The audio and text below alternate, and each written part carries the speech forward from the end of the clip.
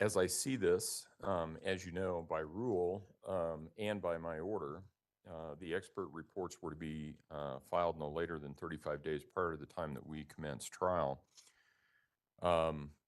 We commenced trial in this case on March 23? 20, March 20. And your expert's report was filed on March 16. It is 6 pages long. There's a 7th page, but it only has her signature on it. But my position would be, unless you can persuade me otherwise, she's going to be limited to exactly and precisely what she's disclosed in her report. So if there was other evidence or something else that got disclosed or... No, I mean, it was more of just of kind of refamiliarizing the Stauch and Okay. just kind of going through testimony. Okay, and I would also be inclined to say you need to get that report to prosecution before she testifies.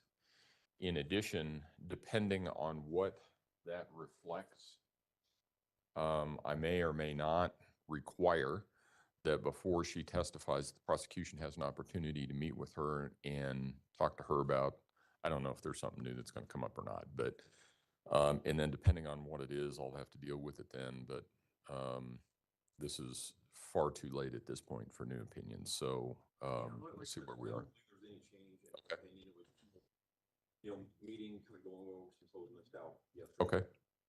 Okay, all right. Well, I understand that, but they had 3 hours, Your Honor. This was just a 30-minute introduction. So something was discussed within that 3 hours.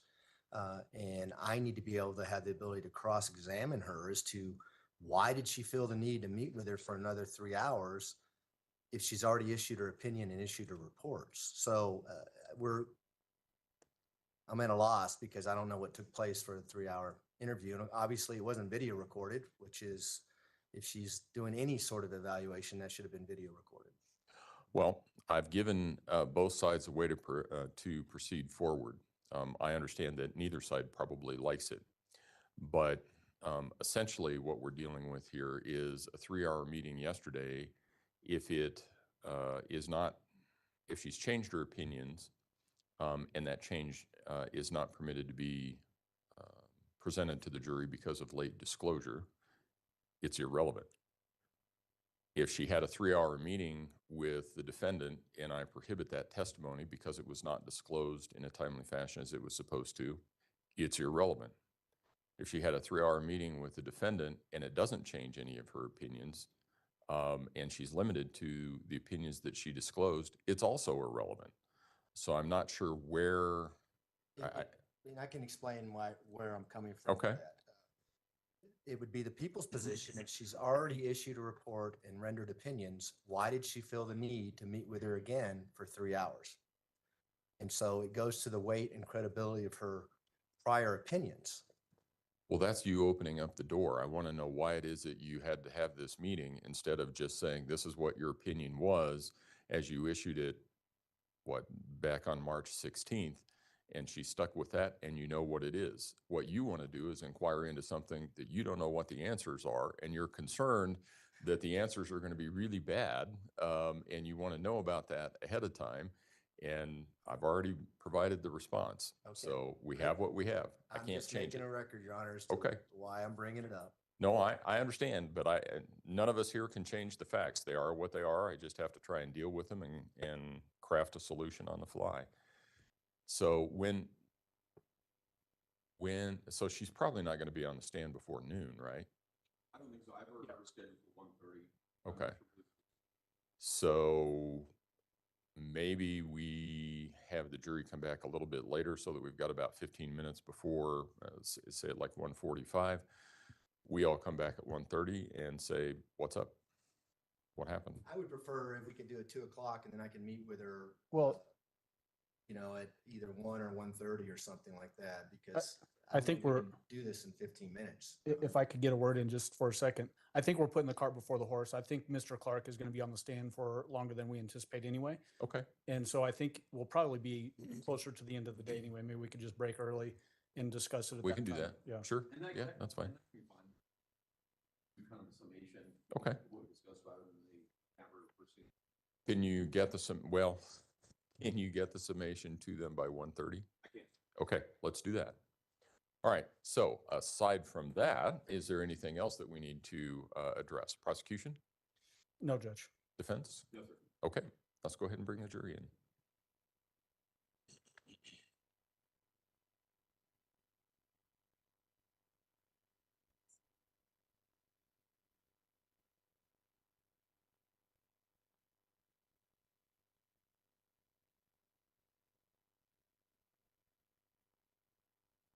Those are investigators. So you're investigators, right? Oh, okay. All right. Yeah, okay, that's fine.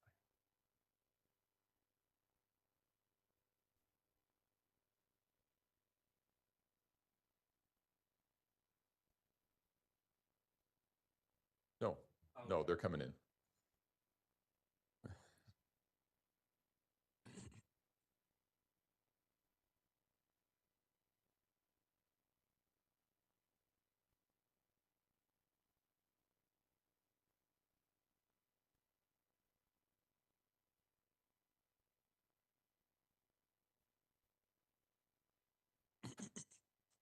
All rise for the jury, please.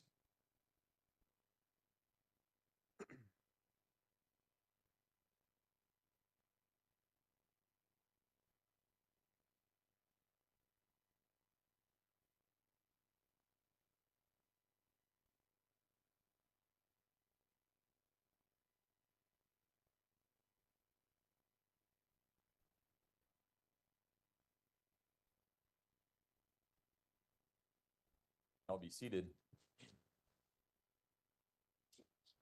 Court will recall 20 CR 1358, People versus Letecia Stauch.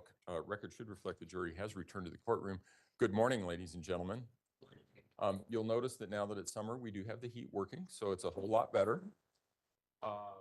But let me start with the question that I've asked every other day, and that is, has anything occurred since we were last together that causes any of you to believe you could not continue to serve as a fair and impartial juror in this case? If so, please raise your hand. No response. All right. Prosecution, call your next witness, please. Thank you, Your Honor. We would call Kevin Clark. Mr. Clark, if you would step forward and raise your right hand, sir. Do you swear or affirm the testimony about to give in this matter will be the truth, the whole truth, and nothing but the truth? Go ahead and have a seat in the witness stand. Please watch your step as you step into the stand.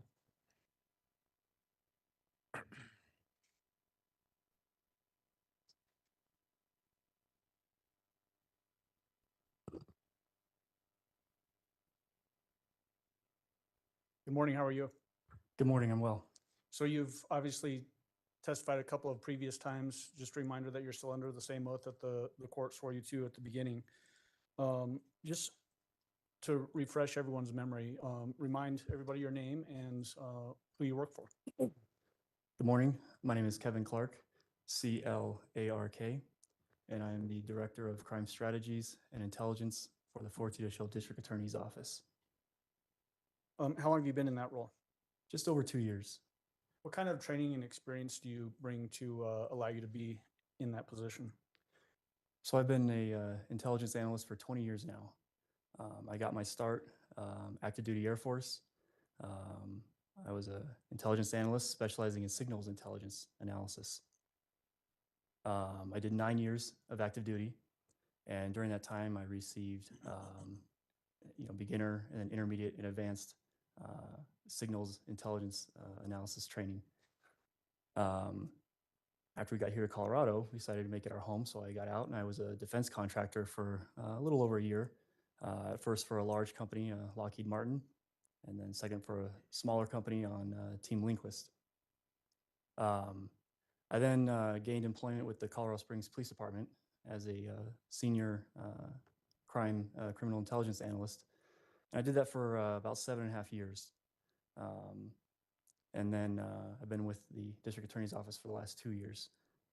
So to culminate 20 years very briefly, during that time I've earned an Associates of Applied Science degree in Communication Applications Technology. I earned a bachelor's degree in Homeland Security, and then on to a master's degree. And then since I already had the degree, I went back using my GI Bill to earn undergrad certificates in digital forensics, cybercrime, and I'm currently working on database management.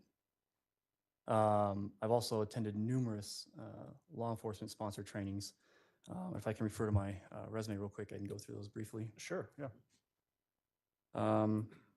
So I've all of these are at least 1 week long as I go through.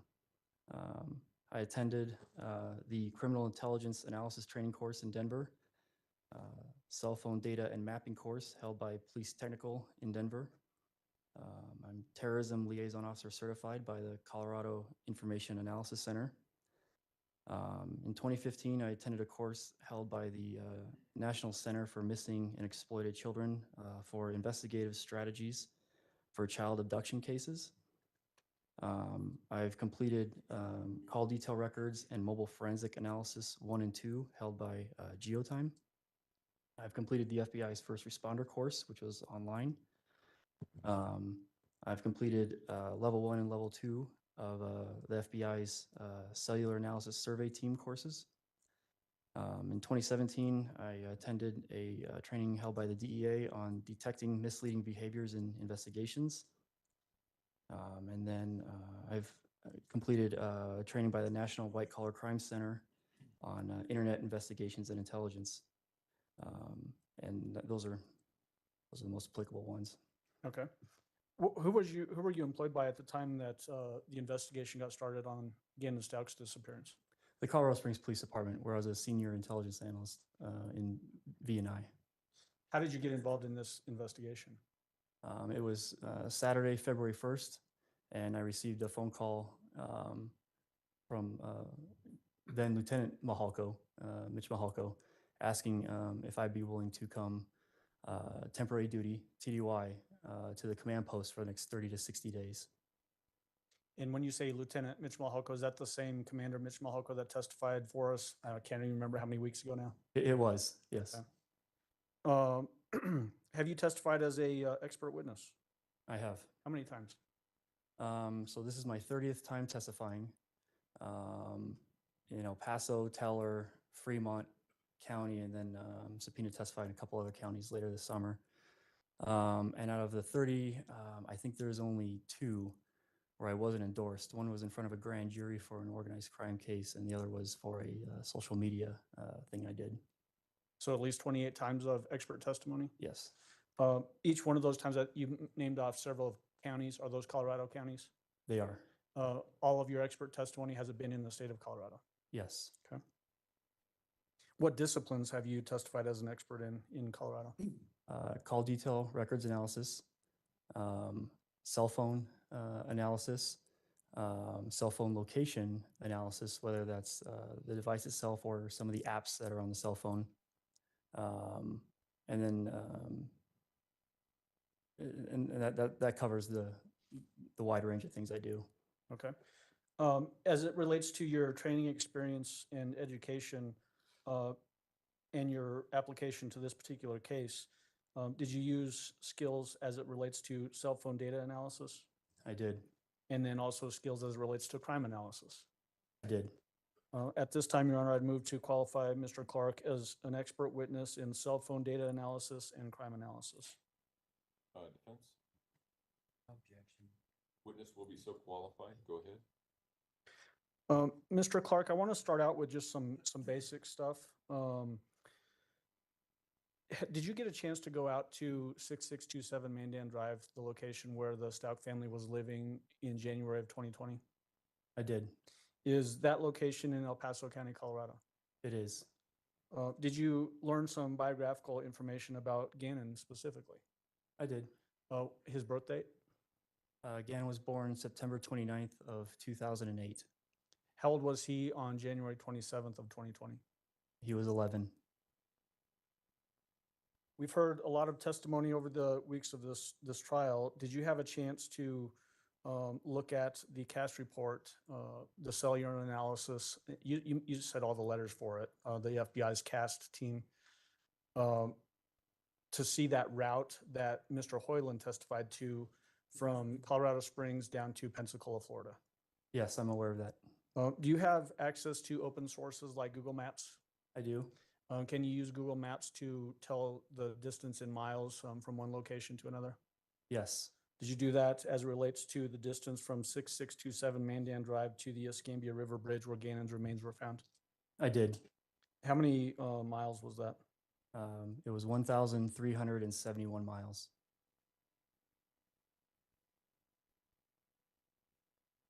We heard some testimony when Harley Hunt was on the stand, and there was an exhibit admitted, exhibit number 205. There was some question about the maybe Nicole as it relates to the defendant's phone. Do you remember that testimony? I do. Does your expertise in cell phone data analysis allow you to explain that issue to the jury? It does. Would it help to pull that exhibit up on the TV? Sure, it'd probably help the jury. Okay. I don't know if I could have the TV turned on. I'm going to pull up People's Exhibit number 205. Are you doing this from the podium? Yes, sir.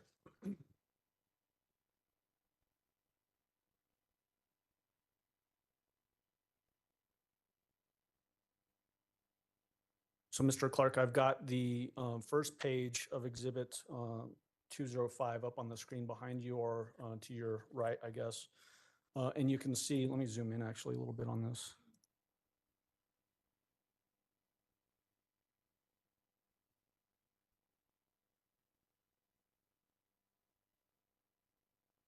And we're looking at the participants section of that first page. There's two phone numbers there. Are you familiar with those two phone numbers? I am. The first phone number that ends in 7460, who do you know that phone number to belong to? That belonged to the defendant while in Colorado. And then the other phone number that ends in 3486, who do you know that phone number to belong to? It belongs to Harley Hunt, the defendant's daughter. So as we look at where it says maybe Nicole, there's an asterisk there. Can you tell the jury how that particular maybe Nicole is created in a phone? So this is a iPhone function, specifically a Siri function. And so when you activate a phone, there's a place to insert a name. You name the device. And at the time of activation, this field wasn't completed. And so Siri gives a best guess as to what the name could be. The reason why you see daughter under Harley Hunt's number is because this download is from the defendant's phone. And so it's from the defendant's phone's perspective. And so all the contacts with associated numbers in the defendant's phone is how they were named and stored. And so Harley Hunt is the defendant's daughter. And so the defendant named Harley's phone number daughter in her phone. Now the maybe Nicole part is Siri just combing through trying to insert something. And that's why when if you look at the download from Harley's phone, it won't say maybe Nicole, it'll say mom. It'll have however that contact is named in the other person's phone. But all that is maybe Nicole. That's not something the defendant did. In fact, it's because the defendant did not do something when activating the phone that it's Siri's best guess as to what the phone's name could be. So just to put a fine point on it, the defendant then didn't put the name Nicole in to name herself in her phone? No. Okay.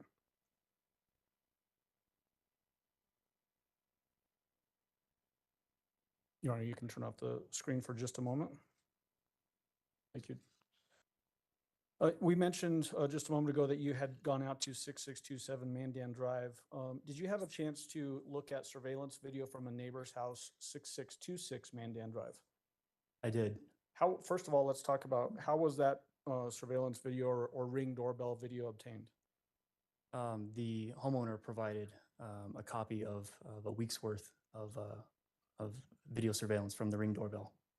Was that week's worth of video surveillance come through to see if there was anything relevant on it? Yes, Did you have a chance to review that footage yourself? I did.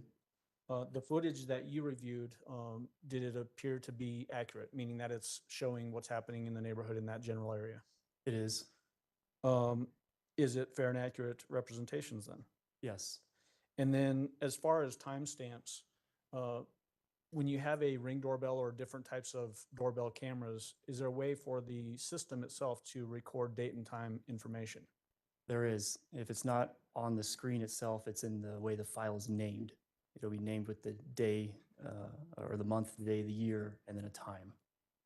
What was the specifics as it relates to this video? Was it specifically provided, or was the file name, did it include that information? It was in the file name. Okay. I put up there several discs, People's Exhibits 212 through 219. Do you see those? I do. Are these videos from that 6626 Mandan Drive doorbell video? They are. All fair and accurate? They are. At this time, I'd move for admission of 212 through 219. Defense. Exhibits 212 through 219 will be admitted. And permission to publish, starting with 212, Your Honor. You may go ahead. So we're going to play now 212 on the screen here. Before I start playing it, can you give just a quick summary of what the jury's going to see in this particular video? So 6626 Mandan Drive. If you're standing at what was the Stauch residence, which was 6627, and you're looking at it, 6626 is going to be behind you and slightly to the left. And so this is across the street. And so what you're going to see is you're going to see the defendant and Gannon return home on Monday, the 27th at 2:20 p.m. And you'll see the red truck back into the driveway. Okay.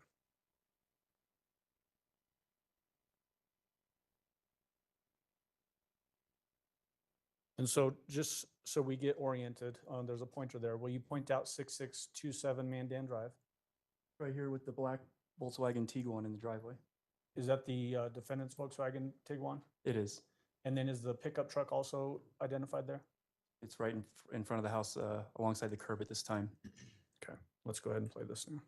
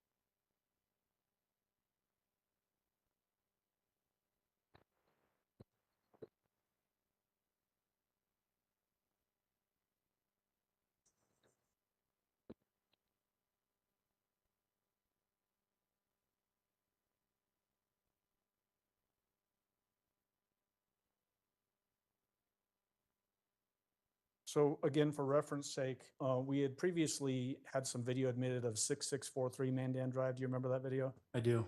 Including a zoomed in image from basically the same time as this video, where you see a shadow come down from the passenger back seat area of that pickup truck. That's correct. Is that actually caught on this video? Unfortunately, it's not. How is this video, is it motion detected basically? It is. It's motion activated based on the sensitivity of the Ring doorbell, how those are set up. And so does this video cut off just before we see the persons getting out of the vehicle from that other address, 6643 Mandan Drive? It does. The video only captures for 1 minute and 9 seconds, and we're still about 30 seconds out before the doors open, captured from the neighbor's camera, which is a completely different system. What are these two systems? 6643, the one that has the zoomed in image, and then this one, 6626. So the one you just saw is a Ring doorbell, and then the one from the same side as the street as the residence 6643 is an Xfinity system that constantly captures. And that's why you're able to get the entire event. Okay. And then moving on to People's 213.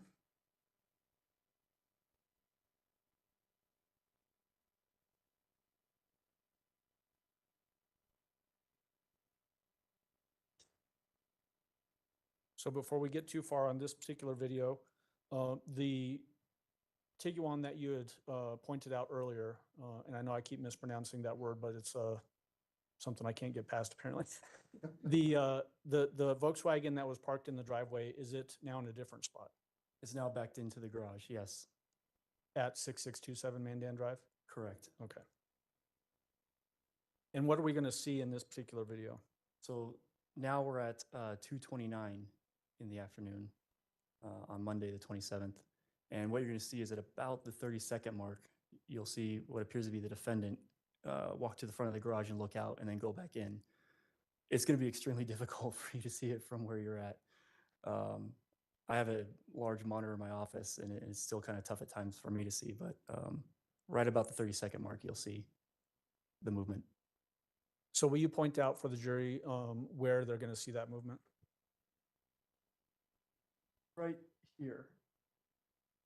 Okay, we're going to go ahead and play it now.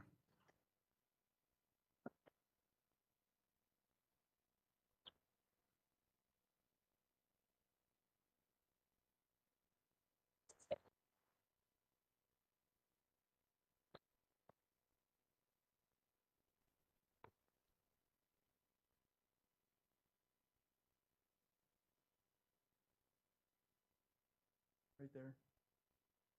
Right in the middle of that garage area. Correct.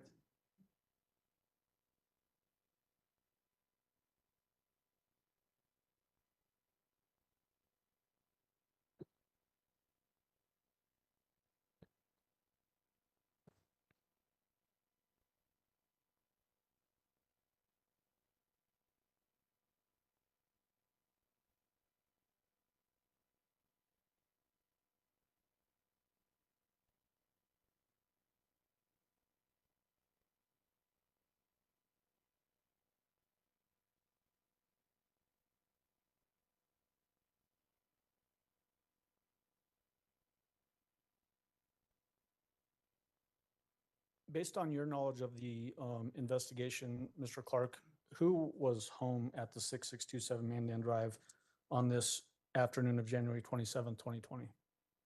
At this time, at 2:29, only the defendant and Gannon. Where was Harley She was at work. and Al I was in Oklahoma. and Lena, the younger sister? She was in school. And then we're going to jump ahead now to People's Exhibit 214. What is the date of this video? This is the next day. This is going to be Tuesday, the 28th. Early morning hours? Early morning. The first video is at 6:19 a.m. And what are we going to see in this video?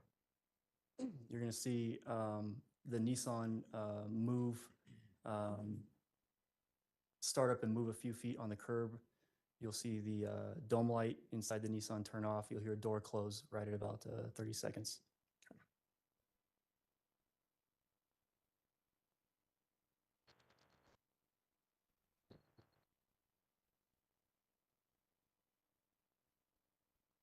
Sounds like maybe that truck needs to get its muffler fixed. Point out where we're looking at for the Nissan and the 6627 Mandan. Here's the Nissan and here's the dome light right there. So you'll hear, you'll see a little bit of movement here at 27 seconds, and then you'll hear the door close and you'll see the dome light go out.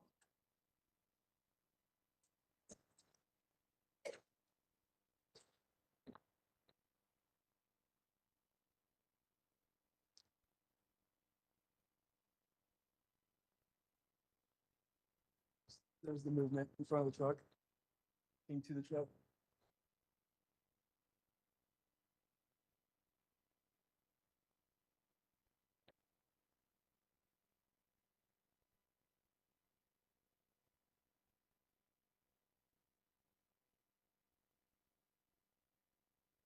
There's the dome light going off when the truck starts.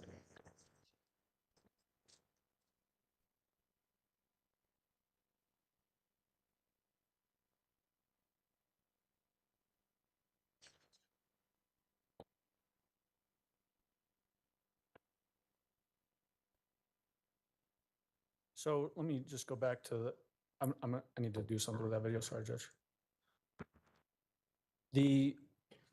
So we pointed out where the Nissan Titan pickup is. There's a white vehicle in the driveway there. Whose There vehicle is. is that? That's Harley's Volkswagen Jetta. And then the Tiguan, is that still in the garage? It is. Okay. And then moving on to People's Exhibit 215, just describe what we're going to see in 215. This is a minute later, and the Tiguan pulls out of the garage.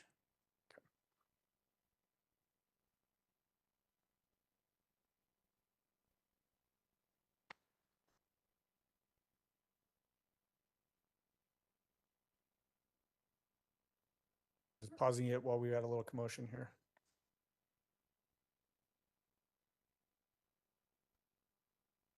All right, so point out while we've got this paused, the Nissan Titan, is it still parked out in front of the 6627? It is just pulled forward slightly, so it's right there. There's Harley's Jetta, and there's the Tiguan. You've picked up the Tiguan pronunciation now too.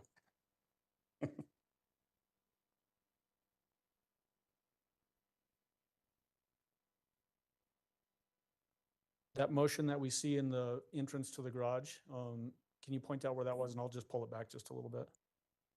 Right here.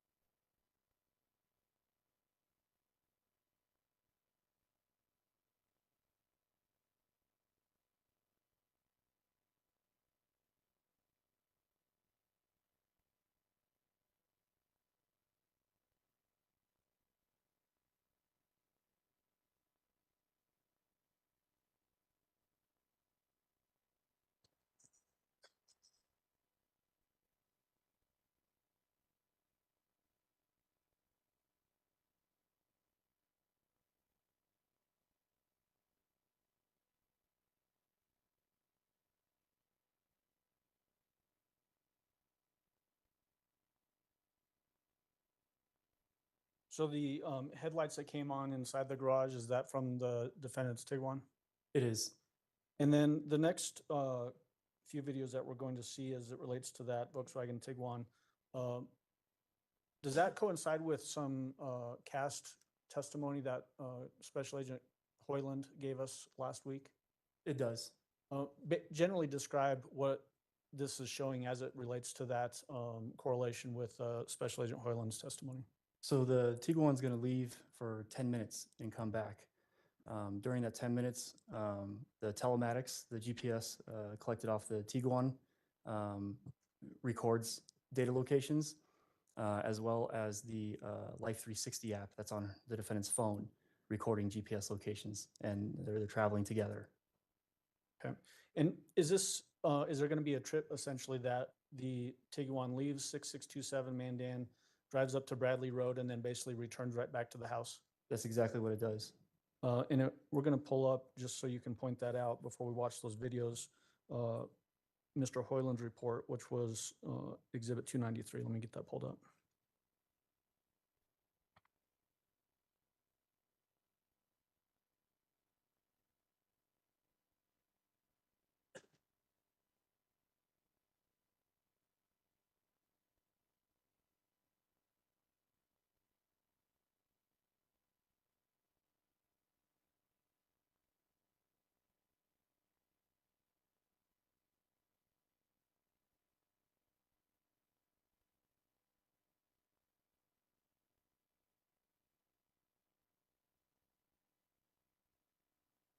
So we're looking at page 28 of Special Agent Hoyland's report. Is this basically what you're talking about there? Correct. So using the pointer, just point out what we're going to see and how it correlates with this particular page of Special Agent Hoyland's report.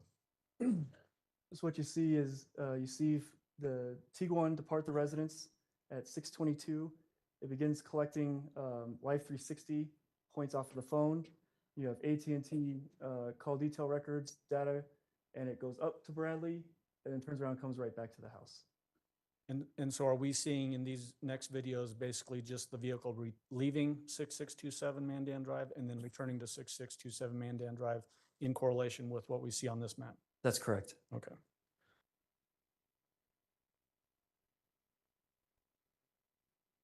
We're going to go to 216 now. Give the date and time of what we're going to see on People's Exhibit 216. So this is Tuesday morning. We're now at 6:21 in the morning. On January 28th? On January 28th, yes.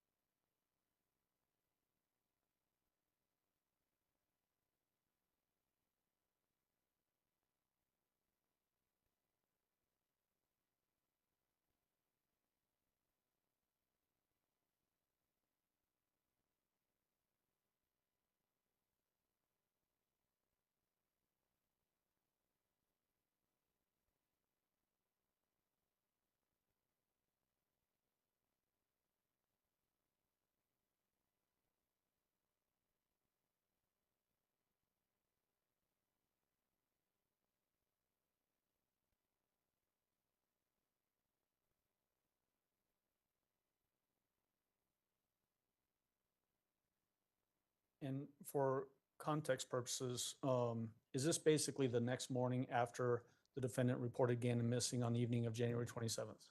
It is. And now we're going to move on to People's 217. What are we going to see in People's 217? You're going to see the defendant in the Tiguan return to the residence at 6627 Mandan Drive. Essentially, after going up to Bradley and then returning back? Right, 10 minutes has lapsed.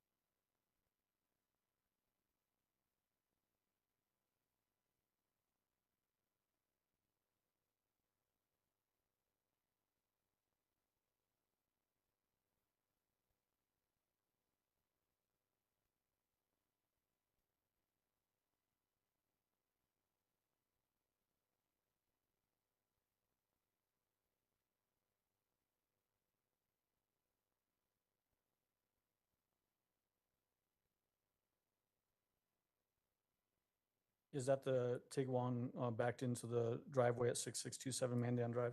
It is. Why is the sound so horrible on these videos? Do you know that? Wind, I mean, it's a fairly expensive security device. It's supposed to capture, about 10 feet of someone coming up to your house. So for the long distance stuff, it's not the best. Moving on to People's Exhibit 218. As I'm pulling that up, describe to the jury what they're going to see in 218. The garage door will be open and you'll see movement inside the garage.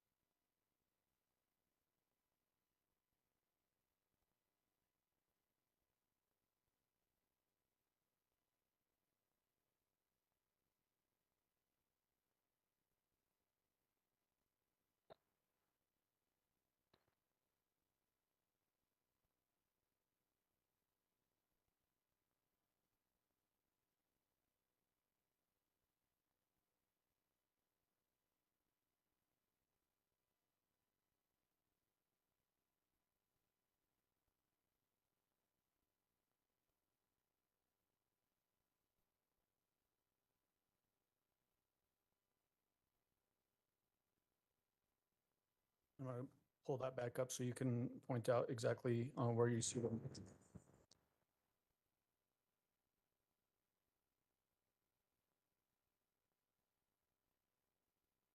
So I've got it paused at 1 minute and 6 seconds, and it's a 1 minute 9 second video. Point out where you're going to see them moving inside the garage. To be right here, we get the best view. And is it basically, does it appear that somebody's walking from inside the garage back to the Tiguan? It does.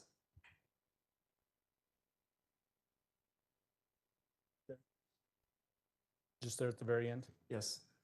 And then moving on to 219, as I'm pulling that up, describe to the jury what they're going to see in 219.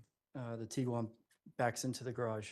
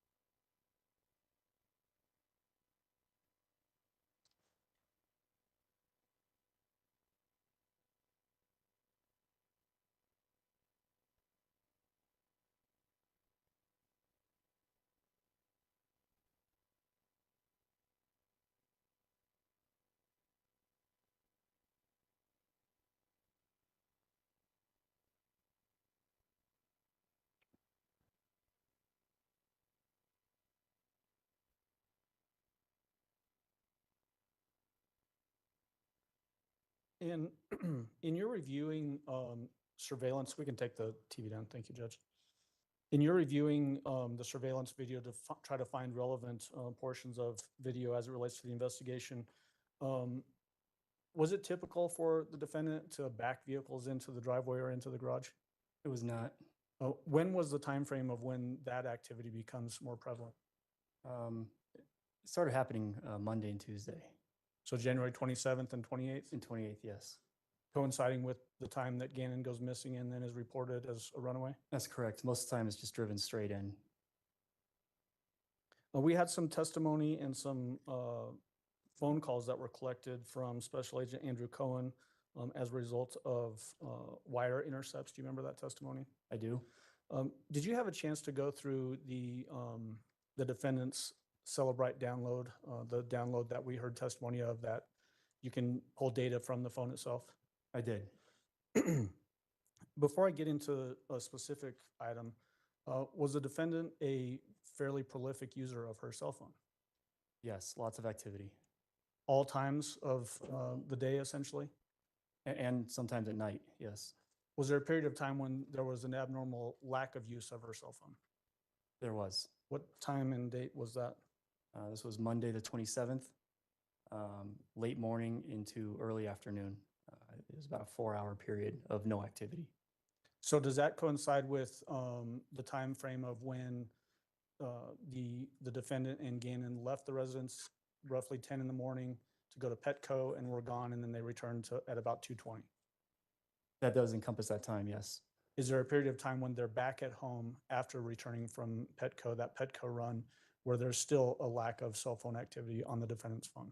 There is. Did that appear to be unusual based on her prior usage? It did. Okay.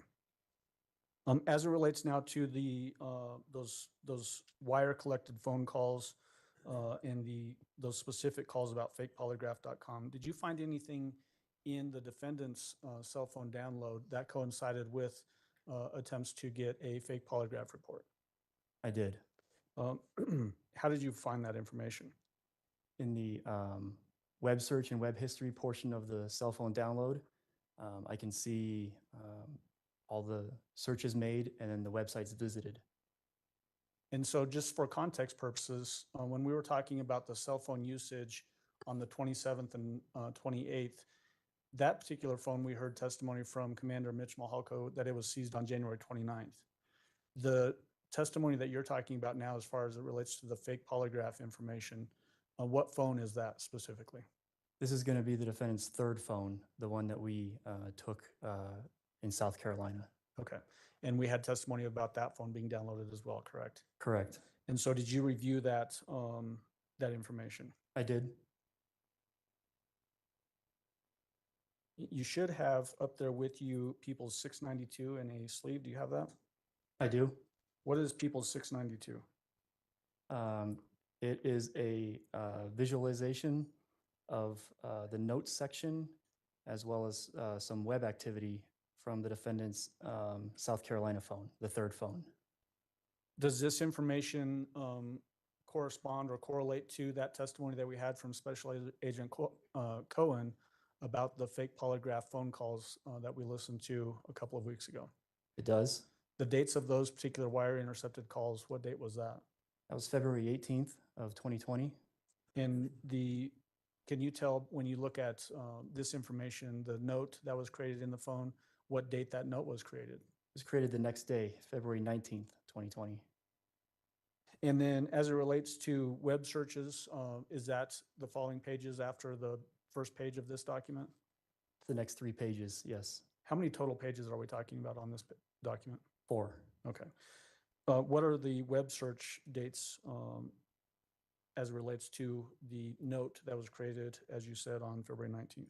It was 2 days after the note was created on February 21st of 2020. Is this a fair and accurate representation of the information you found on the defendant's South Carolina seized phone as it relates to this fake polygraph information? It is. It's an exact screen capture of what I see. Okay. Your Honor, at this time, move for admission of 692. Defense? Exhibit 692 will be admitted. Go ahead. And like to play it on, or push this up on the screen, Judge. Go ahead.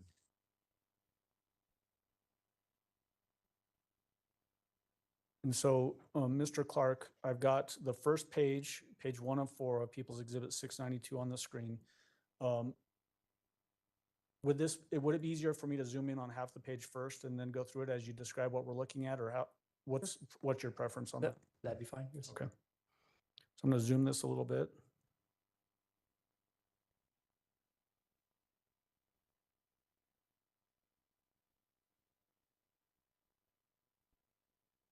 So we've got the top half of the left side of that page on the screen right now. Tell the jury what we're looking at there. So this is the notes section of the phone. Many of the phones come equipped with a place you can write down notes and thoughts as a standard part of the phone. And so in the notes section of the phone, on February 19th at 2020, at 11:53 a.m. local time to Colorado.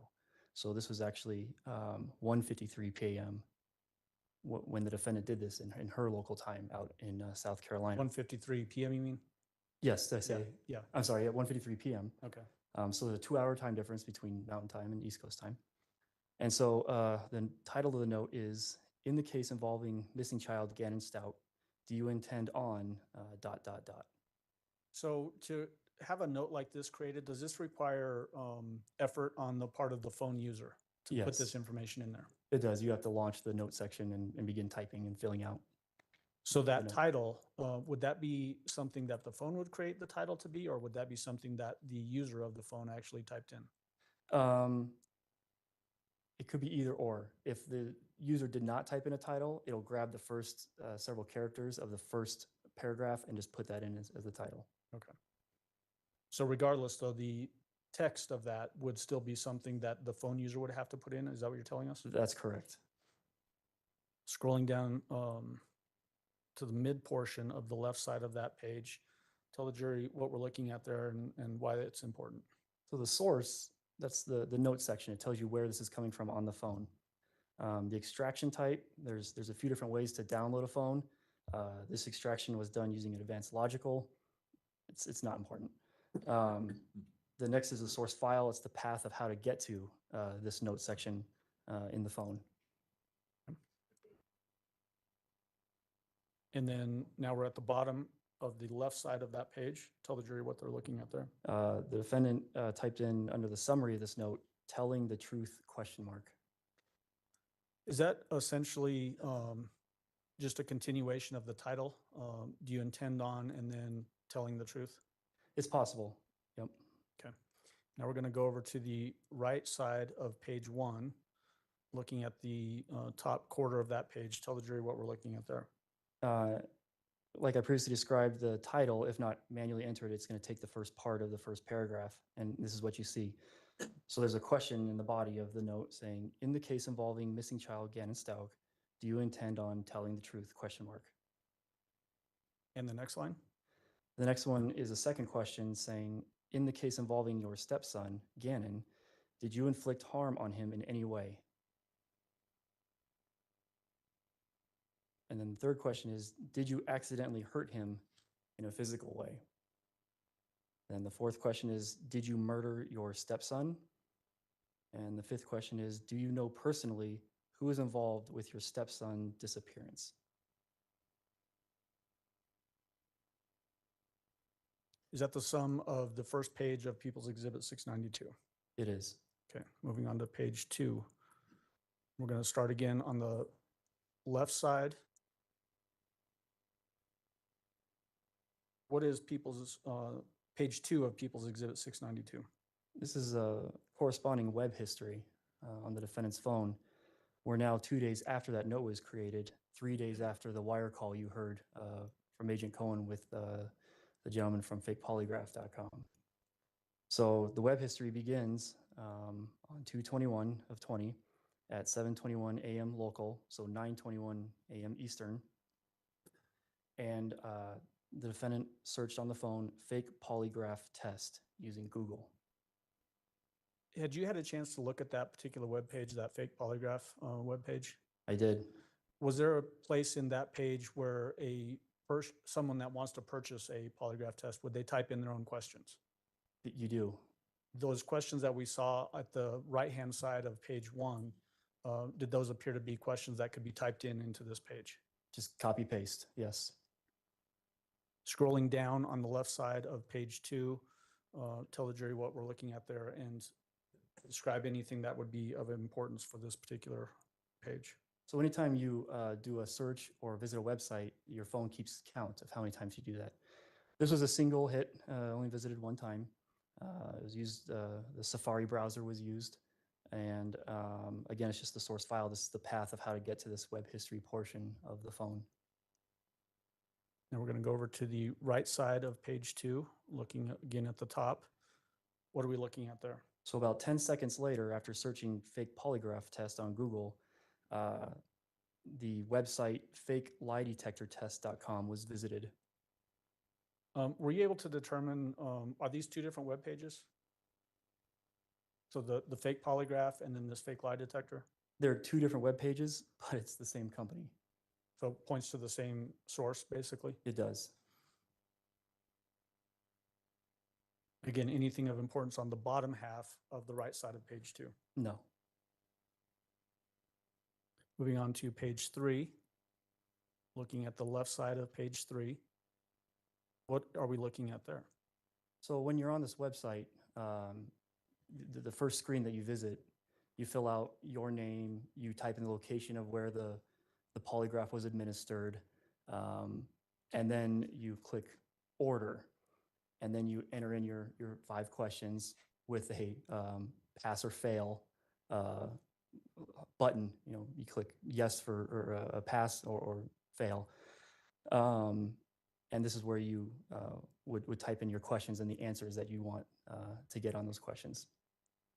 Does this indicate that the user of this particular phone was trying to order that fake lie detector test? Yes, the user went to that next step.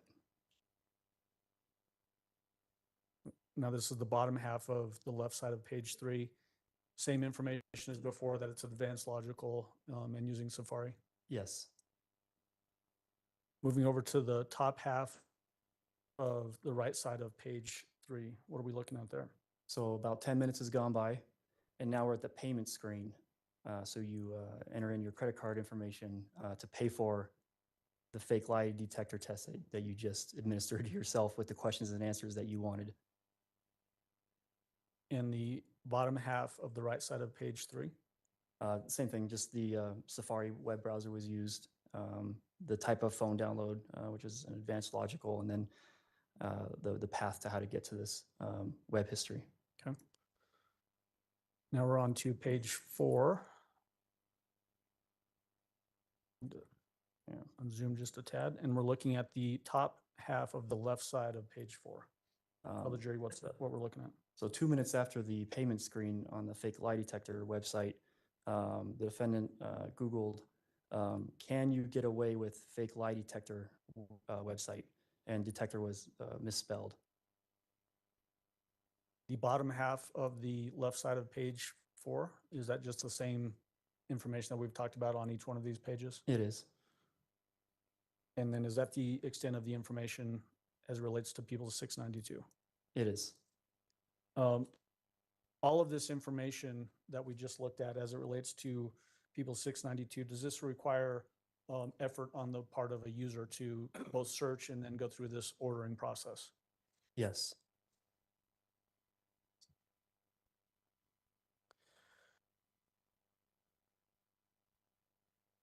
When you look at you can take the screen down for just a moment, Your Honor. We're getting your clicks in today, Judge. Right. When you have a chance to review a Celebrite or a other type of download of a phone, does it also include information about the status of the phone? So like if I pick up my phone and the screen comes on, can you tell that information on a download of this particular device? Depending on the phone and depending on the type of download, yes.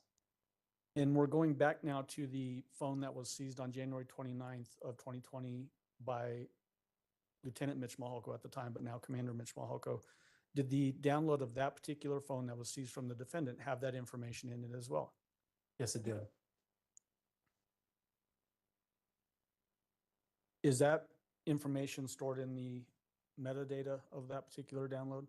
It's in the database of the phone download, yes. I just wanted to say metadata again.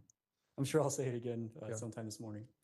So what kind of information did you get from the phone that was seized from the defendant on January 29, 2020 as to its status at the time that the Tiguan telematics showed up at the S-curve in southern Douglas County on the 29th, I think it is, or 28th, I'm sorry. So as far as the status, so aside from your regular download of calls, texts, phone, or pictures, videos, that kind of stuff, just like Mr. Allen showed, you can see when the phone changes orientation from landscape to portrait. You can see when the phone is plugged in and charging and unplugged. And all this is to the second. You can see when the screen lights up, when the screen goes out, when the device is locked, when the device is unlocked. The battery level, date and time of, if it's at 5% all the way to 99% to fully charged. You get a lot of the, just what the phone is doing in the background processes. Does the information that you gained as it relates to the status of the defendant's, I'm going to call it the Colorado phone, the phone that's seized on January 29th, does that give you insight into the question that was asked of Special Agent Hoyland, whether the phone, after it leaves the house, goes up to Falcon and then over to that S-curve? The question was asked, was the phone in airplane mode? Was it turned off? What's the status? Does this give you insight into that? It does. Was the defendant's phone on when the Tiguan made the visit to the S-curve the first time? It was. And People's Exhibit 693, what you should have in front of you, is that a summary of the phone activity coinciding with the time that the Tiguan makes a visit up to the S-curve in southern Douglas County? It does. Is it a fair and accurate representation of the information you derived from the download of the defendant's Colorado iPhone? It is. All right, I'd move for admission of 693. Defense? No objection. Exhibit 693 will be admitted. And Judge, I want to use the TV screen to show that, and I'm going to also, next to on the screen, People 693, I'm going to show page 38 of Special Agent Hoyland's report, which shows the visit to the S-curve.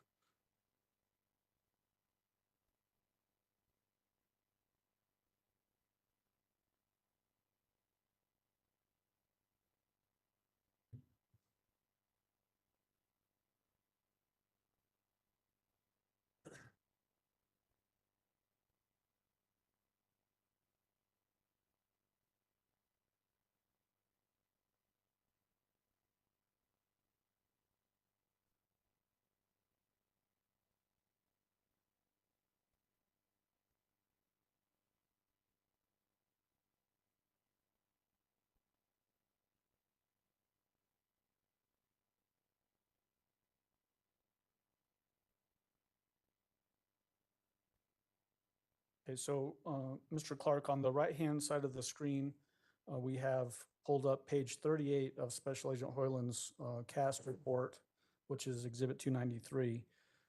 Is this the time that we're talking about where there's a visit by the Tiguan, the defendant's Tiguan, on January 28th, 9 p.m. hour? Yes. And then on the left side of the screen, we have People's Exhibit 693. I'm going to zoom in on that so we can see this better.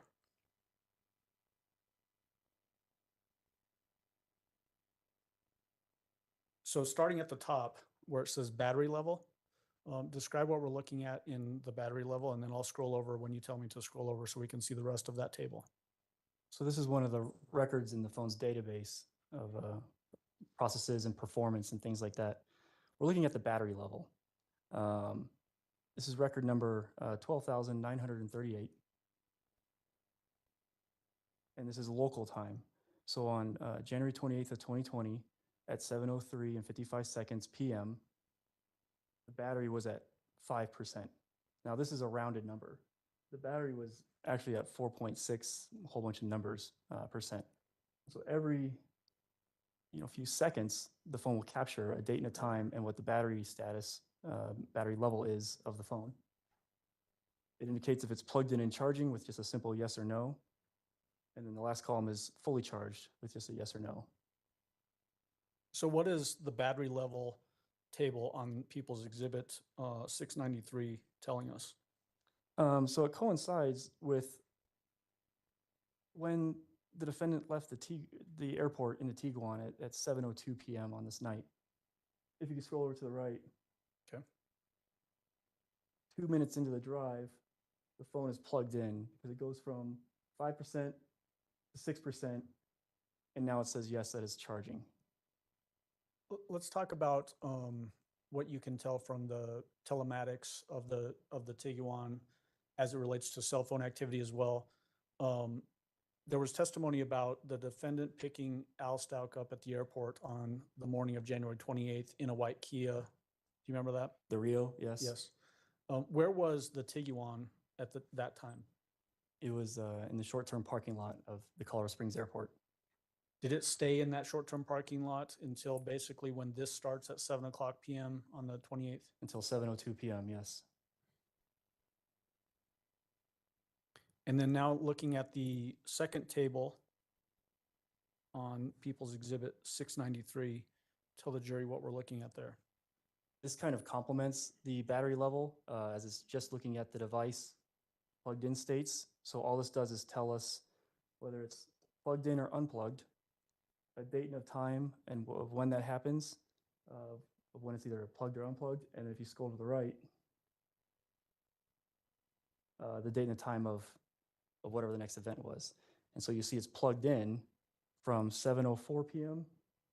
until 9:20 p.m. And then it's unplugged at 9:20 and 55 seconds until 10:52 and 3 seconds. So using Special Agent Hoyland's report, page 38, that's on the right side of the screen up there, that 9:20 p.m., what's the significance of the phone being plugged in from 7:04 until 9:20 p.m. and then unplugged at 9:20 p.m. and in relation to what we see on the right side of the screen? So this is the whole reason we moved search operations to this S-curve in Douglas County. We noted that it took about 5 minutes longer to go from south to north than it did coming back north to south. And so that indicates that the Tiguan loitered for about 5 minutes in this area. We see it comes up at 9:16 p.m. It's up here at 9:19 p.m. Comes back down at 9:19 and 9:20, and then isn't through the S-curve until 9:28. So somewhere in this area, the vehicle loitered for about 5 minutes. Now, we don't have any phone data with that. As Special Agent Hoyland testified that there was no data connections. There was no calls or text messages that would generate a tower with a sector hit. And so this helps, this supports that the phone was placed in airplane mode during this time. So the phone was on, but it was in airplane mode, so it disconnected from the cellular network. And so is that why we only have the Tiguan telematics data for this period of time as opposed to cell phone and Life 360 like we had in other maps? That's correct. And with the battery levels, it shows that the phone didn't just die, out of power, that it was plugged in and charging. And so the next part that we're going to talk about will show how we know the phone is actually on. And so when we're talking about the phone being plugged in at 7:04 PM and then unplugged at 9:20 PM, Yes. using Special Agent Hoyland's map, roughly where was that phone unplugged? Between here and here. And the board that was recovered from that S curve that had Gannon's blood on it is where? Right in the middle, right here. Okay.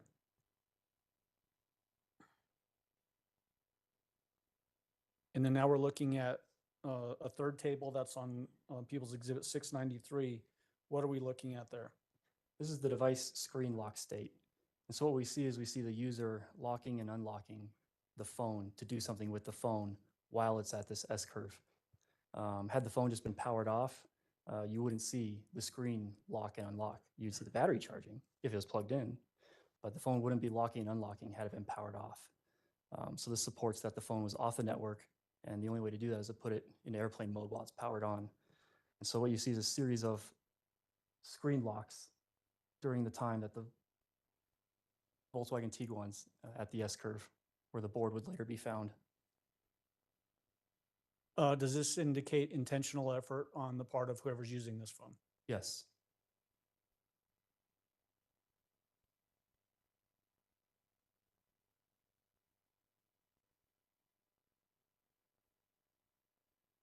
We can turn off the screen for a moment, Judge. Thank you. As it relates to your efforts as a crime analyst, is it typical to, especially in a case like this where it's spanning days and weeks, helpful for you to create timelines to help connect the dots with different events that occur in an investigation? It is. That's one of the functions I provide, is creating these timelines. What kind of things can you put onto a timeline, generally speaking? Anything with a date and time or location or combination. Are you using then known sources so that you get those specific date and time locations and informations? Yes, the timelines are objective. So it comes from a culmination of all the evidence, from financial transactions to text messages sent and received to surveillance captured when and where, any type of event that might tell the story as to what happened. Okay. Did you create a series of timelines for this investigation? I did. Okay. Judge, just wondering about time. It might be a good time to take a break so we can get organized for the timeline presentation, or we can go a little bit further. It's really up to you, Judge. If you can go about 10 minutes, that'd be better, but Okay. if you need to get organized to do that, that's okay too. Okay, we'll go about 10 more minutes. Okay. See if I can push it that long. All right. How does your creation of a timeline help understand the events in a case? It visualizes all of the little data points. And when you can see in a sequence of how they happened, it sheds light as to understanding what happened. And so what you're going to see is they're called linear timelines. That's because they happen in an order of operations in linear fashion. So on the left is the beginning and on the right is the end. And everything's going to have a date and a time, and then whatever the data point is, whether it came from the phone or it came from financials or it came from surveillance, whatever the data point is. Okay. And as it relates to timelines that were created for this case, the things that we see on the timelines, are they things that were admitted into evidence in this particular trial? Yes. Are they printed out and put onto poster boards that are leaning against the wall behind you? We printed them out as large as we could, yes. Okay. A lot of information on these? A lot of information. People's Exhibit 695, just to give some ideas to what we're looking at when we get to the timelines. People's 695, what's the timeline date for that particular timeline? That's going to be Sunday, January 26th of 2020. In the timeline that you created, that's printed up on People's 695, is it a fair and accurate representation of the events that occurred in this case as it relates to evidence that was admitted in this trial? Yes. And then People's Exhibit 696, what is the timeline for that particular exhibit? That's going to be Monday, January 27th. Are there, in fact, 3 pages of that particular timeline? There are. So would that Exhibit B marked as People's Exhibit 696, page 1 of 3, page 2 of 3, and page 3 of 3? They are, yes. Same question as before. The information that's going to be on those pages of People's Exhibit 696, is it information that was admitted in this trial? Yes. People's Exhibit 697, what's the timeline for that particular exhibit? And that's going to be Tuesday, January 28th of 2020. How many pages are included on the Tuesday, January 28th timeline? 4. So is that exhibit marked People's Exhibit 697, 1 of 4, 2 of 4, 3 of 4, and 4 of 4? Yes. And the data points that are put into that timeline, are they from exhibits that were admitted in this trial? They are, yes. And then People's Exhibit 698, what is the timeline date for that particular exhibit? That's going to be Wednesday, January 28th of 2020. 29th? 29th, I'm sorry. Yes, That's okay. 29th. How many pages is that exhibit? I believe it's 2. So is that exhibit marked People's Exhibit 698, page 1 of 2, and then page 2 of 2, People's Exhibit 698? That's correct. Same question as before, are the data points from items of evidence that were admitted in this trial? They are. People's Exhibit 699, what is the date referenced in that exhibit? That's going to be Thursday, January 30th of 2020. How many pages for that exhibit? Just 1. And are the data points from items of evidence admitted at this trial? Yes. People's Exhibit 700, what's the date for that timeline? Friday, January 31st of 2020. How many pages? Just 1. And the data points on that particular exhibit, are they from items of evidence admitted during this trial? Yes. Exhibit number 701, what are the dates referenced in that exhibit? February 1st through February 4th. How many pages in that exhibit? Just 1. And are the data points entered onto that timeline, are they from items of evidence admitted in this trial? Yes. And then People's Exhibit 702, what are the relevant dates of that timeline? February 5th through March 17th of 2020. How many pages for that exhibit? Just 1. And are the items or the data points for that particular timeline from items of evidence admitted during the course of this trial? Yes. Or at this time, I'd move for admission of 695 through 702. Defense. Your Honor, All right, 695 through 702 will be admitted. And then Judge, this might be a good time to take that break because once we get into these exhibits, it's going to be pretty dense testimony, I think. Nope, that makes sense. All right, ladies and gentlemen, we will take our morning break. If I can have everyone back in the jury room at 10:30, we should be able to start on time at that point. Again, do not discuss the case among yourselves. Do not discuss the case with anyone else. With that, all rise for the jury, please. Thank you.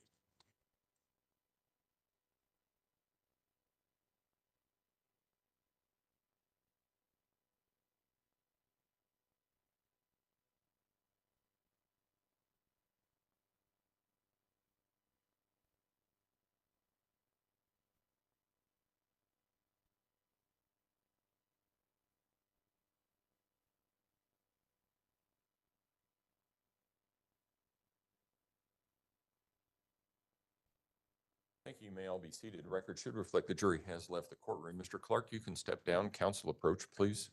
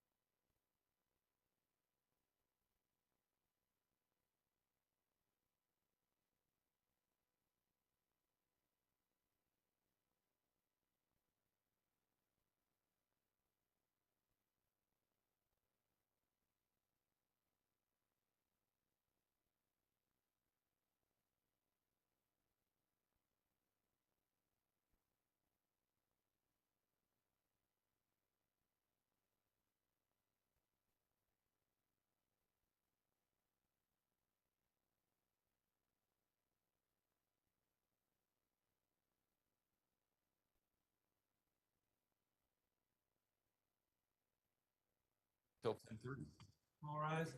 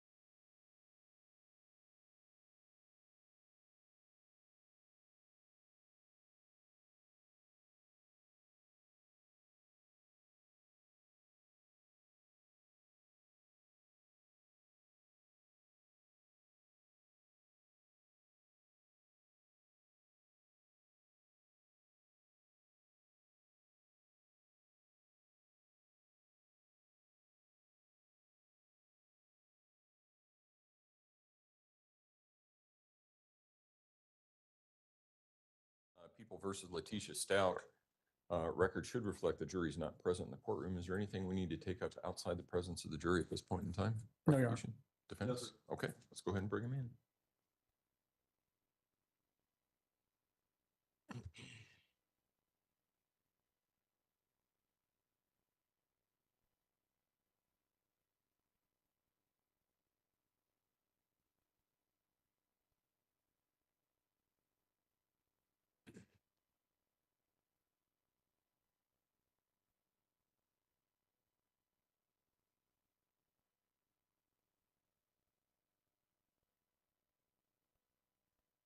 Mr. Allen, were you planning on using that easel?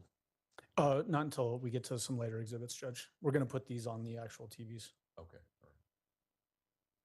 If we use the printed out, they won't be able to see. It's so small writing.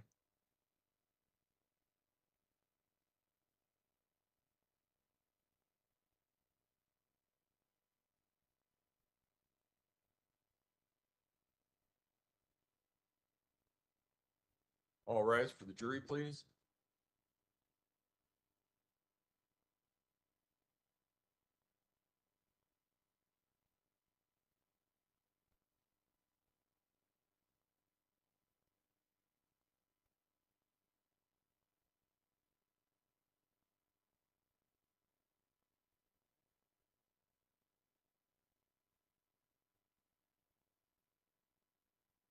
Thank you. May all be seated. Court will recall 20 CR 1358, People versus Letecia Stauch. Record should reflect the jury has returned to the courtroom. Mr. Allen? Thank you, Your Honor. Just continuing with Mr. Clark, and if we could have the TV on, we're going to start with People's Exhibit 695.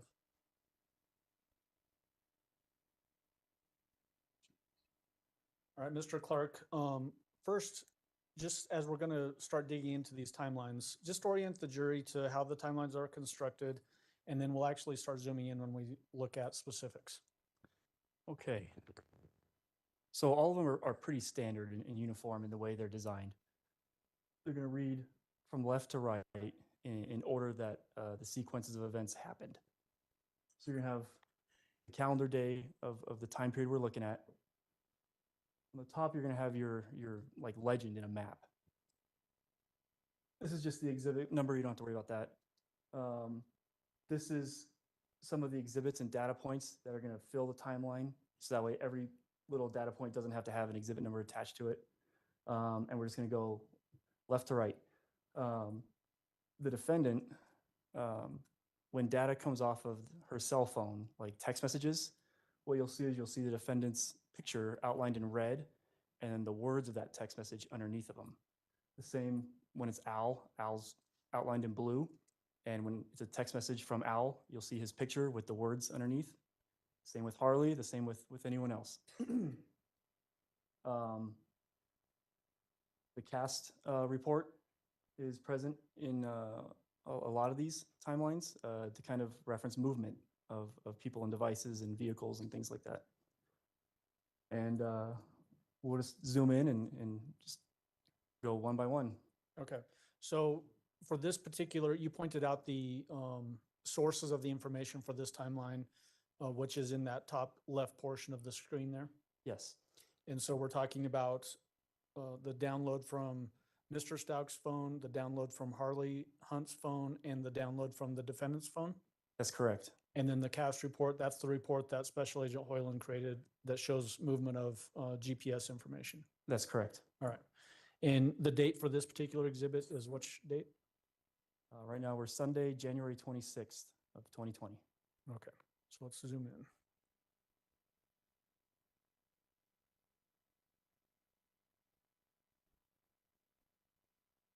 So what is the first entry on this exhibit?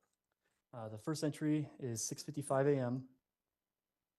Mr. Stauch, Al, he departed his flight out of DIA, Denver International Airport, to Dallas, Texas, at 6:55 a.m.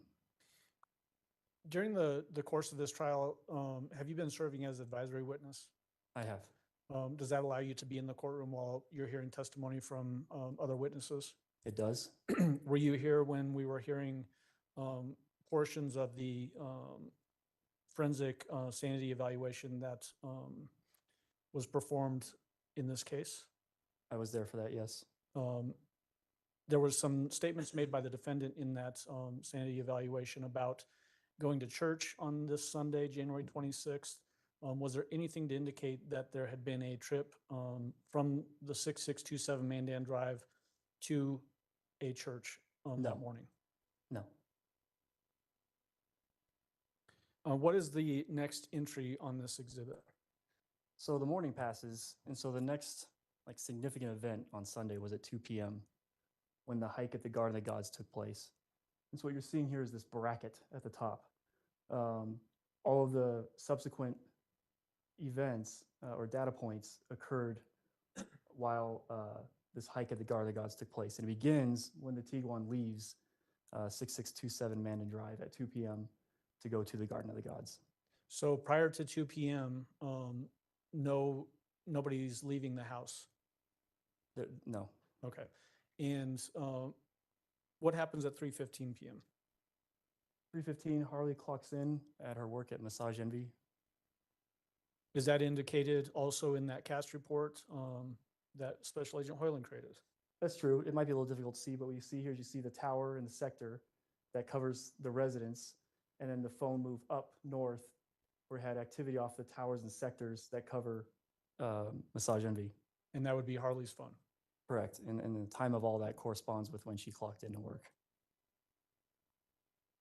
What is the time of the next event on this timeline? At 3:36 p.m., Mr. Stauch sent Gannon a text message that reads, "Hey, buddy." And the next event? At 3:41 p.m., this picture was taken from the defendant's phone. It's picture number 6114 at 3:41 p.m., and it's a selfie of the defendant, Lena, with Gannon's little sister, and Gannon. When we're talking about getting information from cell phones and this cast report, is it helpful to find things like this that sort of corroborate that certain things happened in certain areas? Yes. And is that what we're looking at there at that 3:41 p.m., that there was in fact a trip made by the defendant and the two young children to Garden of the Gods? Yes. The next entry is at 3:53 p.m. to 4:11 p.m. Tell the jury what that is. This is a conversation between the defendant and Mr. Stauch, Gannon's dad, Al. In summation, it's about why they had to leave the hike at Garden of the Gods because Gannon had an accident in his pants. Does that basically just continue on discussing the reaction to Gannon having an accident in his pants? Yes. The next entry is actually at 4:46 p.m. What does that indicate? That's when the Tiguan and the defendant's Life 360 and tower data all indicate that they all returned home at 4:46 p.m. to 6627 Mandan Drive. When we say that they all returned home, who is the they that we're referring to there? The defendant, Gannon, and Lena. And where is Harley Hunt at this particular time? She's still at work at Massage Envy. Next entry that you have on the timeline is from 5:11 p.m. to 5:12 p.m. What is that? This is a conversation that takes place between Harley and the defendant from 5:11 to 5:12. Harley mentioned it during her testimony that she asked if the defendant could bring her food at work, and that's this conversation. The next entry is at 9:46 p.m. What is that entry? This is the video taken from the defendant's phone, video number 6115, and it's the video of a candle had spilt, and the defendant is telling Gannon about how they're going to have to sell items to pay to fix it, and it ends with Gannon saying, "I'm just worried about my burns," and then the defendant saying, "So tomorrow," and then ending the movie. During that sanity evaluation, we also heard some statements from the defendant as she's talking to the doctor about Gannon being out in the street yelling. You remember that portion of the video? I do. Was there anything indicated in any device, whether it's a neighborhood ring or a doorbell videos or anything like that, that would indicate Gannon was ever out in the street yelling on this Sunday night, January 26th? No. The next entry you have on the timeline is at 9:54 p.m. What is that? This is a text message conversation between the defendant and Harley. And the defendant sends a message saying, "Do panic. but Gannon turned on a candle downstairs and set the downstairs on fire. I had to get the dogs and Lena out and run back downstairs and jump on him with a cover and put it out. I kept jumping on it. He is fine. He is scared and saying sorry and freaking out. Harley responded with, the fire was on Chance. Who is Chance? It's, their dog, named after Harley's deceased biological father. The next entry you have on there is 9:56 p.m. What is that? During this conversation between the defendant and Harley, the defendant took this picture. You see a candle with some spilt wax on the carpet and the blue blanket that we later saw pulled out of the pink polka dot suitcase in South Carolina. So this is at 9:54, this text message, 2 minutes after this message started and sent, this picture was taken. On the defendant's phone? Correct. The next entry you have is at 9:57 p.m. What is that? The defendant's responding over text message with Harley saying, no, Chance was upstairs. The house is smoky. I didn't call fire department because I put it out right away. And then with that text message, the defendant attached the picture taken of the candle spilt. What's the rest of that conversation? Harley's still at work, so you can tell she might be a little distracted because she's not understanding. She's saying the fire was on Chance. And the defendant said, I jumped on him with a cover. And so it was just a lot of kind of back and forth between the defendant and Harley clarifying what had happened and that the dogs were fine. So the next entry that you have is at 9:58 p.m. to 9:59 p.m. Is that basically from 9:58 p.m. all the way to 10:15 p.m.? Is that just a continuation of that conversation between the defendant's phone and Harley's phone? Yes. Was there anything of significance mentioned in this conversation other than the discussion about the fire and the circumstances associated with it? Other than the defendant portraying herself as a hero of putting the fire out and saving Gannon, no. There was also some information shared by the defendant about jumping into the car and leaving the residence during this fire incident. Was there anything on video that corroborated that occurred? No. Was there any indication that they ever left on Sunday night, January 26th? They being the defendant, Lena, Gannon, and I guess Harley's still at work, but. Harley's still at work, yeah. Or the dogs, as indicated in the messages, no. Okay. No. The next entry you have is at 10:18 p.m. What is that entry? This is when Harley clocked out of Massage NB. The next entry is 10:24 p.m. What is that? Just more continuation of clarifying what had happened with this candle event between the defendant and Harley. Does she also send another picture indicating the fire? She shows a picture of the couch that has some wax on it. You can see the droplets of wax on it, and she sends that picture to Harley. Did you see that particular photo as it relates to the couch itself and the couch cushion? Did you physically see those items? Yes. Did it appear that there was any burns on that couch, or was it just dripped wax? It looked like just dripped wax to me.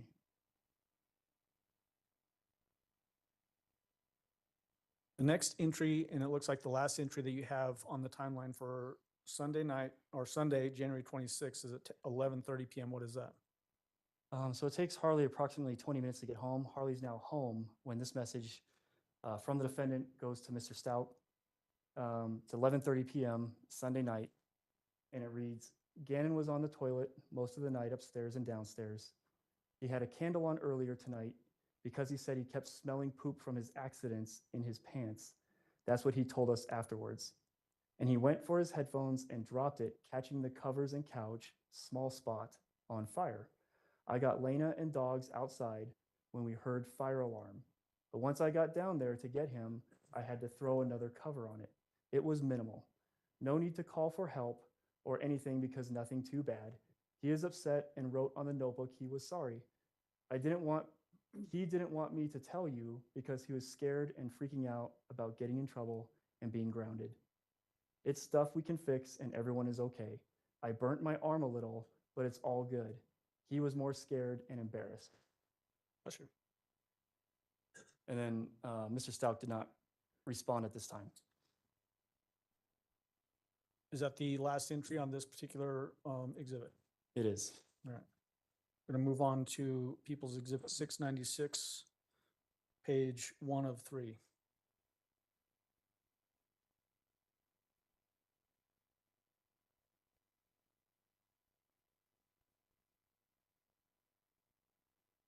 So I want to go first, and we'll do this with each one of these exhibits. What are the sources of information for this exhibit? So the main sources of information are Mr. Stauch's phone download, the defendant's phone download, and Harley's phone download. When there's conversation between the defendant and Mr. Stauch, it's under exhibit number 32. That's what the text bubble indicates. When there's conversation between the defendant and Harley, it's under exhibit number 205. And now we have a new person on this link or timeline. It's Ms. Leslie Hicks, who was the assistant principal at Mountain Ridge Middle School. And the text messages between her and the defendant are represented in exhibit number 207. And then we still have the CAS report. The FBI report?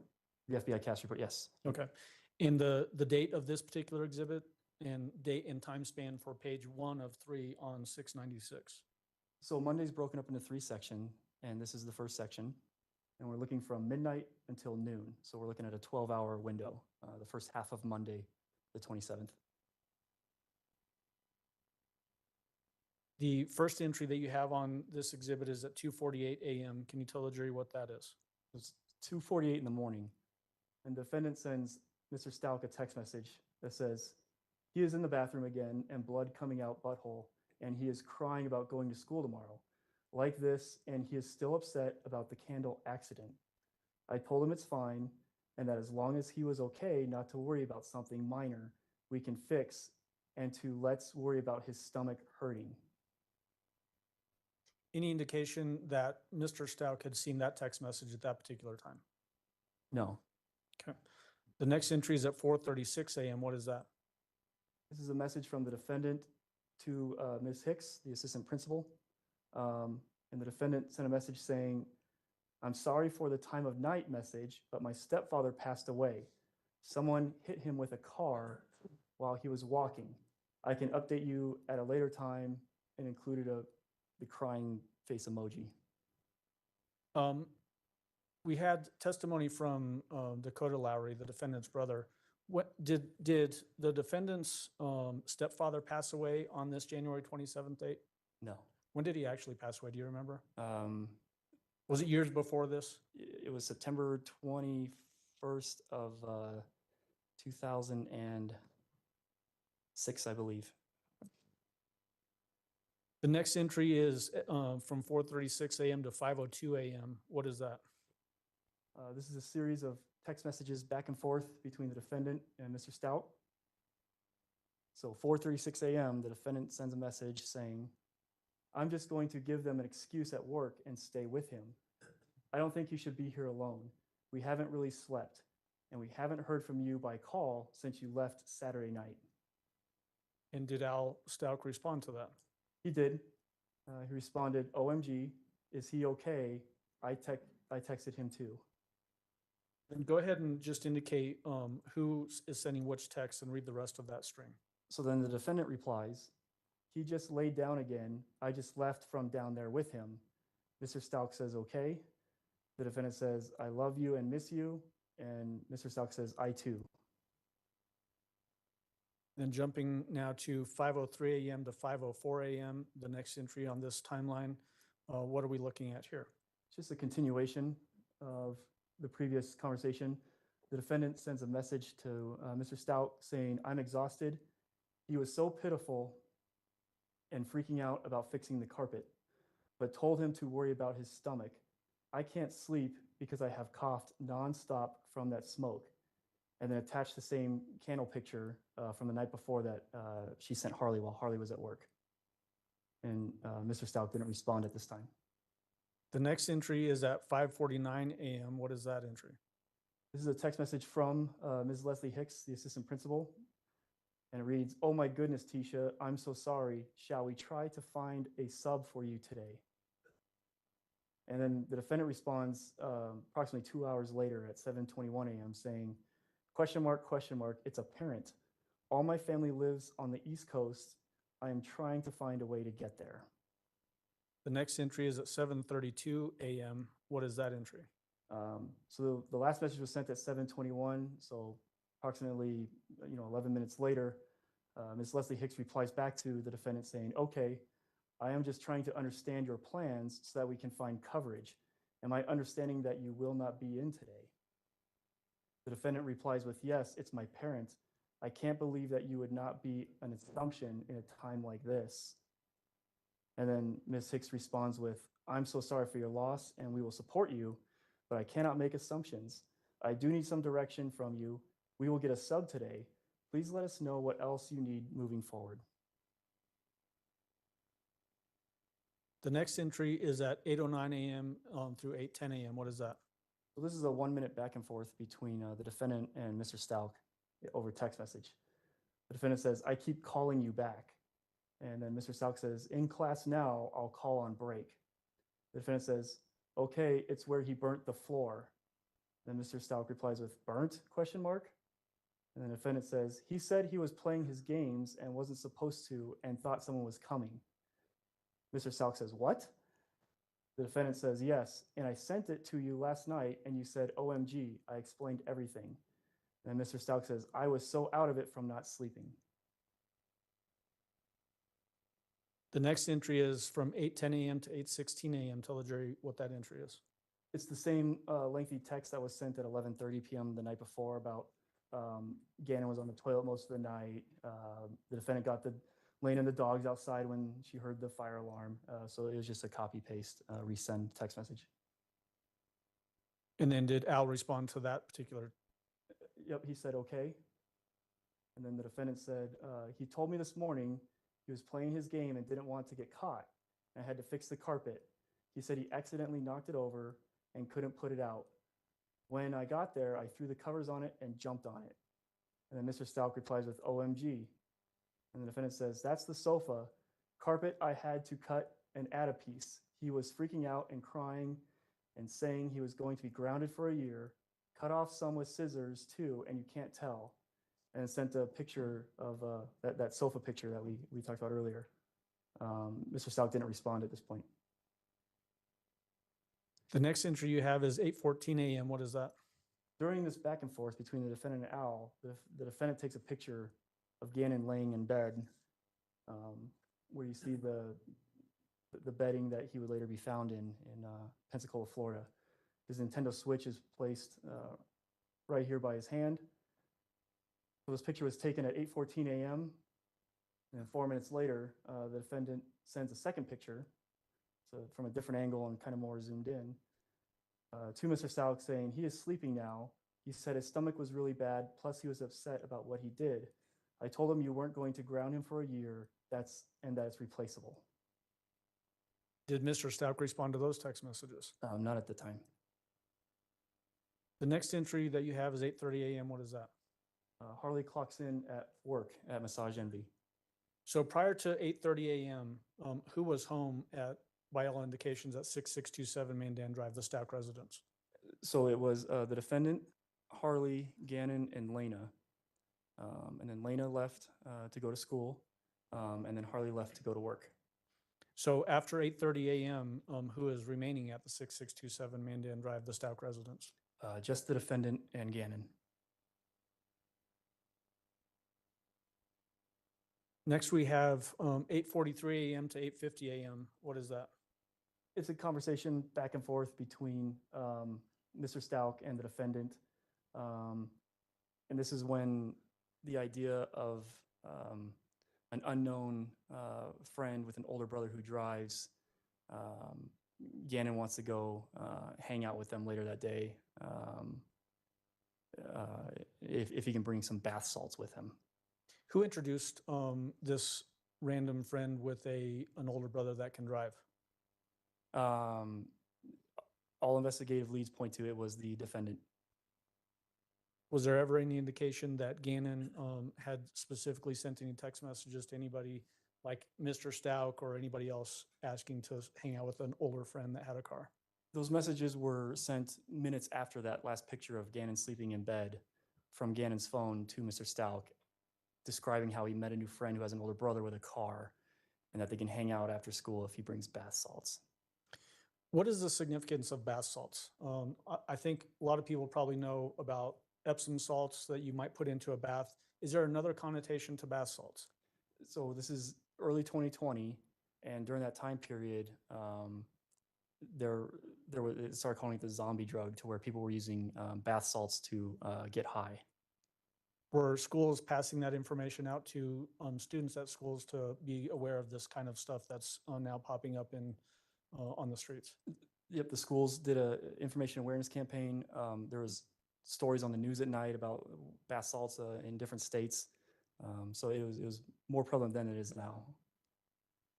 The first mention of bath salts, is that first mentioned by the defendant in these text messages at this time? No, it was first mentioned from Gannon's phone minutes after the picture was taken of Gannon in bed. That the defendant sent to Al showing him asleep in bed?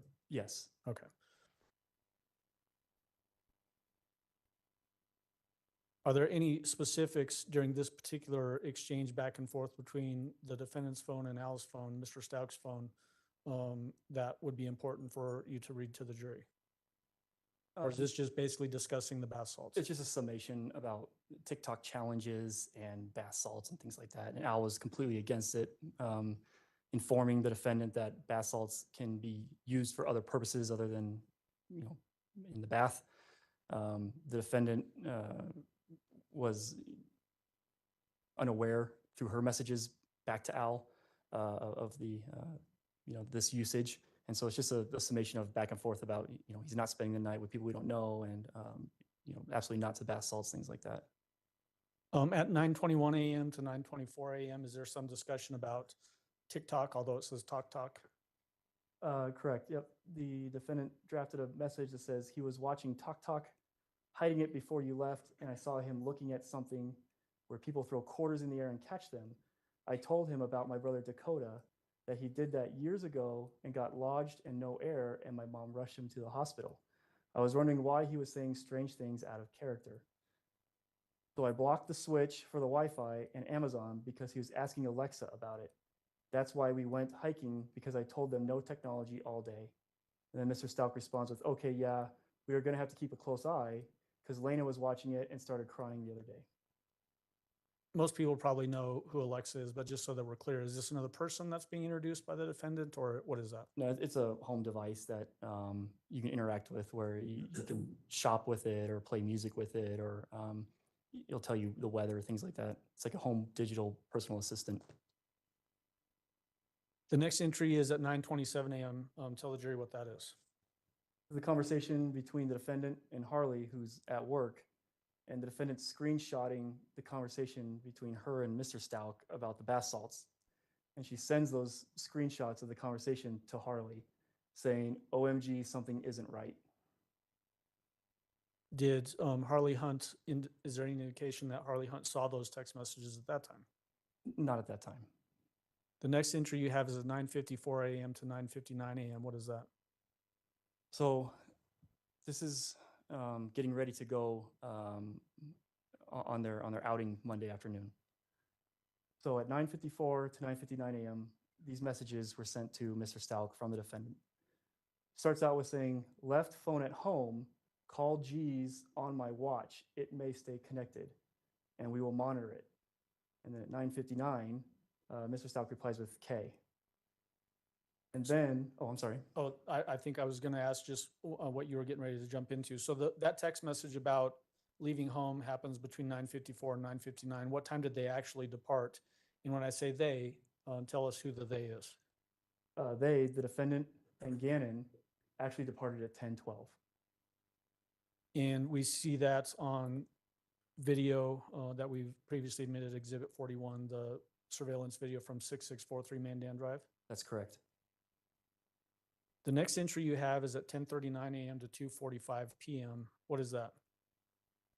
So after they leave, from 10:39 a.m. to 2:45 p.m., the defendant's phone had no outgoing activity. In fact, all of the incoming calls and text messages, the phone was in fact left at home, because here's the tower and sector that's servicing that activity.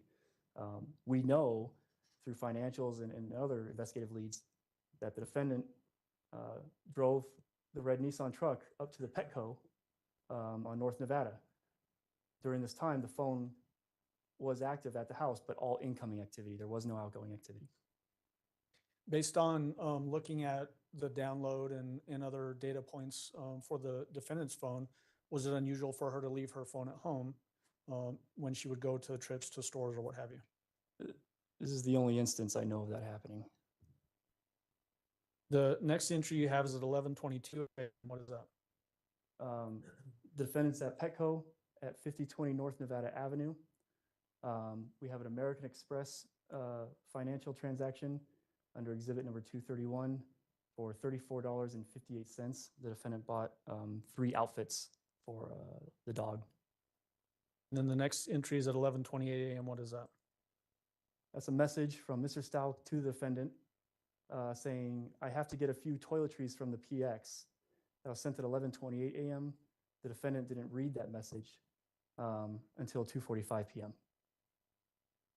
Is that the last entry on page 1 of 3 of People's Exhibit 696? Correct. Moving on to page 2 of Exhibit 696.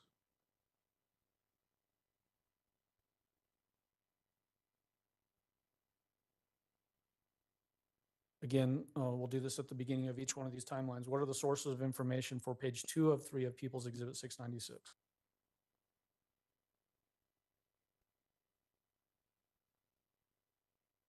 Phone, and now Gannon's phone, and the FBI CAS report. And then Ms. Hicks was removed because she's no longer.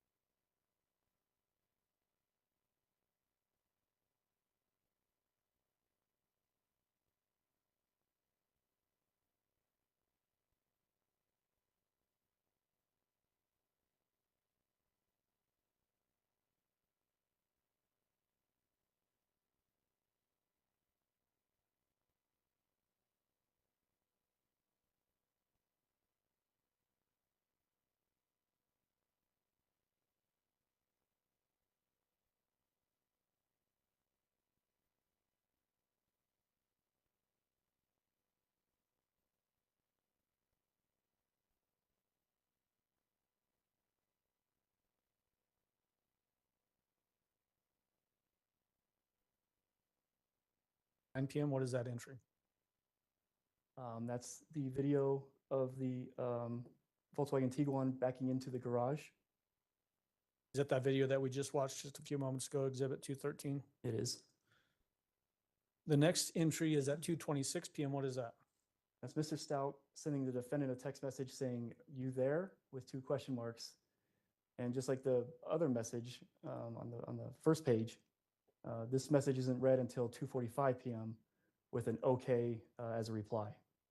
Is this the first activity on the defendant's phone that indicates outgoing activity, meaning that somebody is manipulating the defendant's phone and sending out messages? Yes, this is the first outgoing activity in several hours, and then there's not outgoing activity again for about another hour. The next entry is at 3:10 PM. What is that entry? Mr. Stauch responded to that, okay, were you sleeping at 3:10, and no response from the defendant. The next entry is at 3:15 PM. What is that entry? Lena gets home from school, and you just see her outside, just kind of loitering outside. The next entry is at 3:31 PM. What is that entry? This is Al, Mr. Stauch, texting the defendant saying, hey, I've called a few times. A minute later, the defendant places an outgoing call to Mr. Stauch's phone that lasted 3 minutes and 35 seconds. This period of time that we just looked at, from that 2:45 PM time when the defendant responded to Al Stauch's text at 2:26 PM through this outgoing call at 3:32 PM, is this another gap in time of no outgoing conduct on the defendant's phone? It is. Is that unusual based on looking at her historical use of her cell phone? It is. Normally, it's very active. 3:35 PM is the next entry. What is that? Mr. Stauch sending another text message to Gannon saying, hey, buddy. Gannon didn't respond, and it wasn't read on his phone until 7:40 PM that night. When that particular text message was read, is this that 7:40 PM? Is that after the defendant had called to report that Gannon was missing? It is. Who was home at 7:40 PM? The defendant, Harley, Lena, and Gannon. 3:41 PM to 4:11 PM is the next that you have on the timeline. What is that? The text messages between Mr. Stauch and the defendant. Mr. Stauch opens with, I might try to do the headphones from an AT&T store. The defendant replies with, how much you need, let me look at the banks. Mr. Stauch replies with, like on the plan. And the defendant says, I know, but I'm saying how much for the ones at the exchange, the ones that go over ear. Mr. Stauch replies with, don't know, I can look tomorrow. Yeah, like I used to have, but wireless. The defendant says, yes, like this, and attaches like a generic earbud image to the message. Mr. Stauch replies with, but the JBL were cheaper. And then the defendant replies with, do like 69 to 99. Is that a fairly typical way that the defendant would quickly respond to text messages that are coming in or phone calls? Yes. Different from that time period that we just talked about, from 2:45 to what was it, 3:30? Yes. 3:32 PM. I noticed that the defendant's very responsive to friends and family. The next entry on this timeline is at 4:15 PM. What is that? Harley clocks out. So now we're into Monday, starting to get into the later afternoon. So she clocks out from work. Correct. The next entry is at 4:19 PM. What is that? Harley sends a text message to the defendant saying just got off, and the defendant replies back with yay. Was that another quick response? Within 1 minute. The next entry is at 4:37 PM. What is that entry? We see Harley arrive home in her white Volkswagen Jetta from surveillance taken from the neighbor's house at 6643 Mandan Drive. The next entry is at 4:50 PM. What is that? The defendant attempts to FaceTime Harley, but it has a 0 duration. The next entry is at 4:51 PM. What is that entry? Right about the time the FaceTime happens, both Harley and Lena leave the house together in the white Jetta. The next entry is at 4:52 PM. What is that? The defendant sends a text message to Harley saying carpet powders, 2 things, baking soda, trash bags. Why is that significant? Cleaning products. As it relates to cleaning products, what does the investigation show as to the likely time that Gannon was murdered? Prior to Lena getting home from school. On this January 27th? That's correct. Do you ever see through any portion of the investigation from that point on ever see Gannon alive on any videos, audio recordings, or anything like that? You do not. After the defendant sent that text message asking for the carpet powders, 2 things, baking soda, and trash bags at 4:52 p.m., the next entry is at 5:07 p.m. What is that? That's Harley attempting to FaceTime the defendant, but again, it doesn't connect. It's a zero duration. The next entry is at 5:08 p.m. What is that? That's the defendant's phone having a 10-second FaceTime with Harley's phone. The next entry is at 5:14 p.m. What is that? This is the Dollar Tree located at 6955 Mesa Ridge Parkway, which is in close proximity to the Mandan residence. And I'm sorry, go ahead. It's a receipt where Harley purchased the items requested along with some candy for Lena. The next entry is at 5:19 p.m. What is that? 519, Harley's attempting to FaceTime the defendant, but it doesn't connect. The next is at 5:20 p.m. What is that entry? A minute later, Harley again attempts to FaceTime the defendant, but it connects for 10 seconds. And then 5:33 p.m. is the next. What is that entry? Harley and Lena return back to the Mandan residence in the white Jetta. The next entry is at 5:34 p.m. What is that? Mr. Stauch sends a text message to the defendant saying, "Have kids FaceTime." Did the defendant respond to that text message? Not for about an hour later. Okay. The next entries from 6:27 p.m. to 6:37 p.m. Is this the first outgoing message from the defendant indicating that something's gone wrong with Gannon? It is. Yes. So tell us what is at that entry point, 6:27 p.m. to 6:37 p.m. So at 5:34, Al wants to FaceTime with the kids and see the kids and talk to the kids. The next message is from the defendant to Al, 6:27 p.m., so almost an hour later, saying, "Gannon said he was going to his friend's house, and I told him 6. I don't know those people." And Mr. Stauch says, "Send Lena." And then the defendant says, "Okay, hold. I'll stand out and watch her." Mr. Stauch says, "If it's the ones on the end of our street, and ground him until Thursday." And the defendant says, "Kay, it's pouring rain. Can you ask them? They may be why. Sleeting, actually." In any of these text messages that are outgoing from the defendant's phone on both January 26th and now on January 27th, any indication that the defendant doesn't know who she's texting with?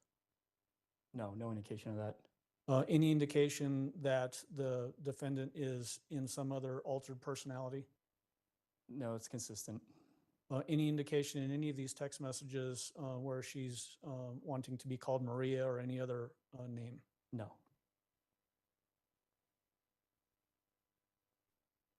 The next entry is at 6:38 p.m. What is that? The defendant places an outgoing call to Mr. Stauch, but it's a zero duration call. Next entry is at 6:40 p.m. to 6:49 p.m. What is that? 2 minutes later, the defendant sends a message to Mr. Stauch saying, "Taking your truck to look for him." Mr. Stauch says, "The truck is low on gas." The defendant says, "Lena is running inside to see if he is here." Mr. Stauch says, "Okay." And he follows up with, "Where is he?" with a few question marks. The defendant says, "She just went to the door, Albert. It's sleeting." Mr. Stauch says, "Okay." The defendant says, "Not here, going to Lily's." Mr. Stauch says, "What?" with 3 question marks. This text string, does that indicate, from the defendant's perspective at least, that they're out in the neighborhood looking for Gannon? Yes. Was there any indication that they were out looking for Gannon at that time? They did go to one house, and Lena did go up to the door. Okay. The next entry is at 6:49 p.m. What is that? So immediately following that what message from Mr. Stauch, the defendant calls Mr. Stauch for almost 4 minutes, 3 minutes and 50-second duration. The next entry is 6:53 p.m. What is that? Mr. Stauch sends Gannon's phone a text message saying, "Where are you?" And just like the previous message of "Hey buddy," it wasn't read until 7:40 p.m. that night. 1 minute later is your next entry at 6:54 p.m. What is that entry? The defendant places an outgoing call. It's 9 seconds in duration to the El Paso County Sheriff's Office, but the number, it's not to 911, it's not to non-emergency, it's to the front desk. and they closed at 5 p.m. And this would be after that 5 p.m. closure. Almost 2 hours after, yes. The next entry is at 6:55 p.m. What is that entry? The defendant calls 911, and it was a 2-minute, 50-second duration call. Does this coincide with that 911 call that we listened to early on in the trial and that non-emergency call that we listened to earlier in the trial where the defendant is reporting that Gannon didn't come back from a friend's house? These are those calls, yes. Explain the blue line that goes up to the top there. But with this 911 call, this is when Gannon is officially missing. And then does that blue line extend all the way out on these timelines until his remains were found in Pensacola, Florida? It does. The last entry is at 6:58 p.m. Is that essentially just that non-emergency call that we just discussed? It is. And is that the last entry on page 2 of 3 of People's Exhibit 696? It is. We're going to move on to People's 696, page 3 of 3.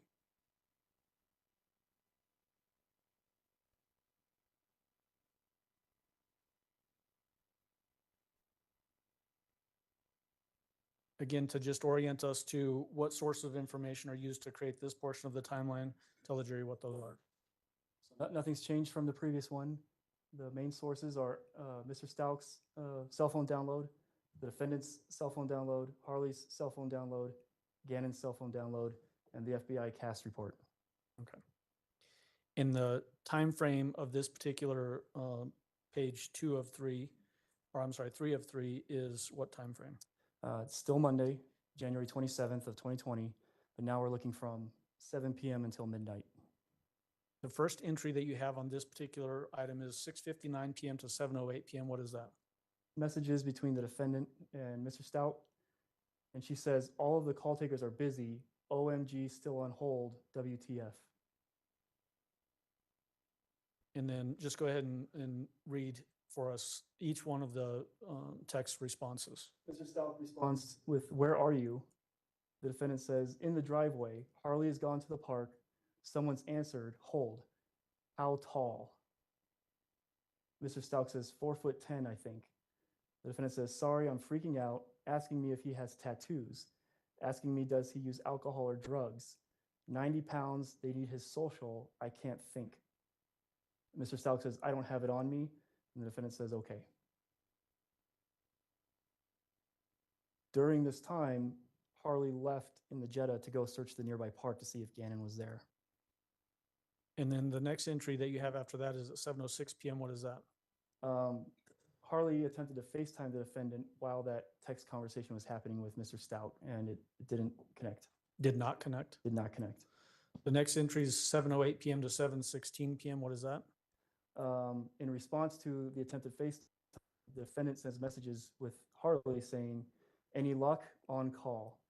Harley says, no, I couldn't remember the exact road that the park is on. Usually can just see with my eyes, but it's so dark, so I can't tell, but I'm at the school now.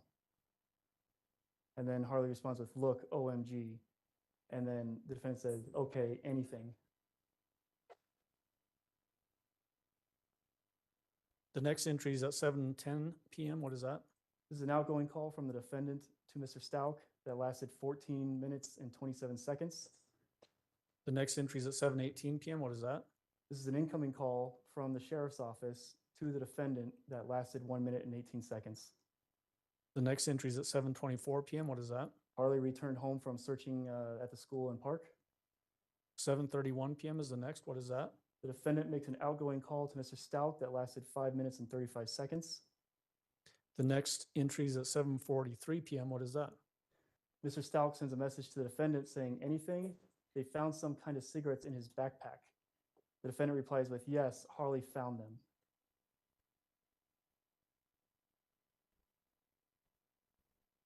The next entry is at 7:44 p.m. to 7:45 p.m. What is that entry?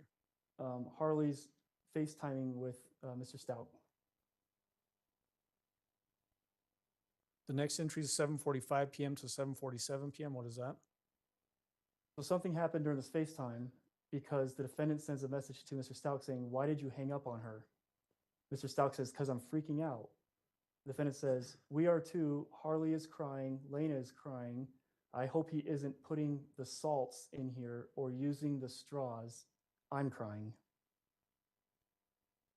These messages coming from the defendant's phone, are they pushing still this narrative that Gannon has left and hasn't returned, and also furthering the idea that there's some concerns that he might be trying to experiment with drugs? That's exactly what's happening. The next entry is 7:50 p.m. to 7:51 p.m. What is that? The message from Mr. Stauch to the defendant saying, "No police. Did you tell them possible drugs involved?" And the defendant says, "No police." What is that a reference to? No police. The police haven't arrived on scene yet to the Mandan residence. Okay.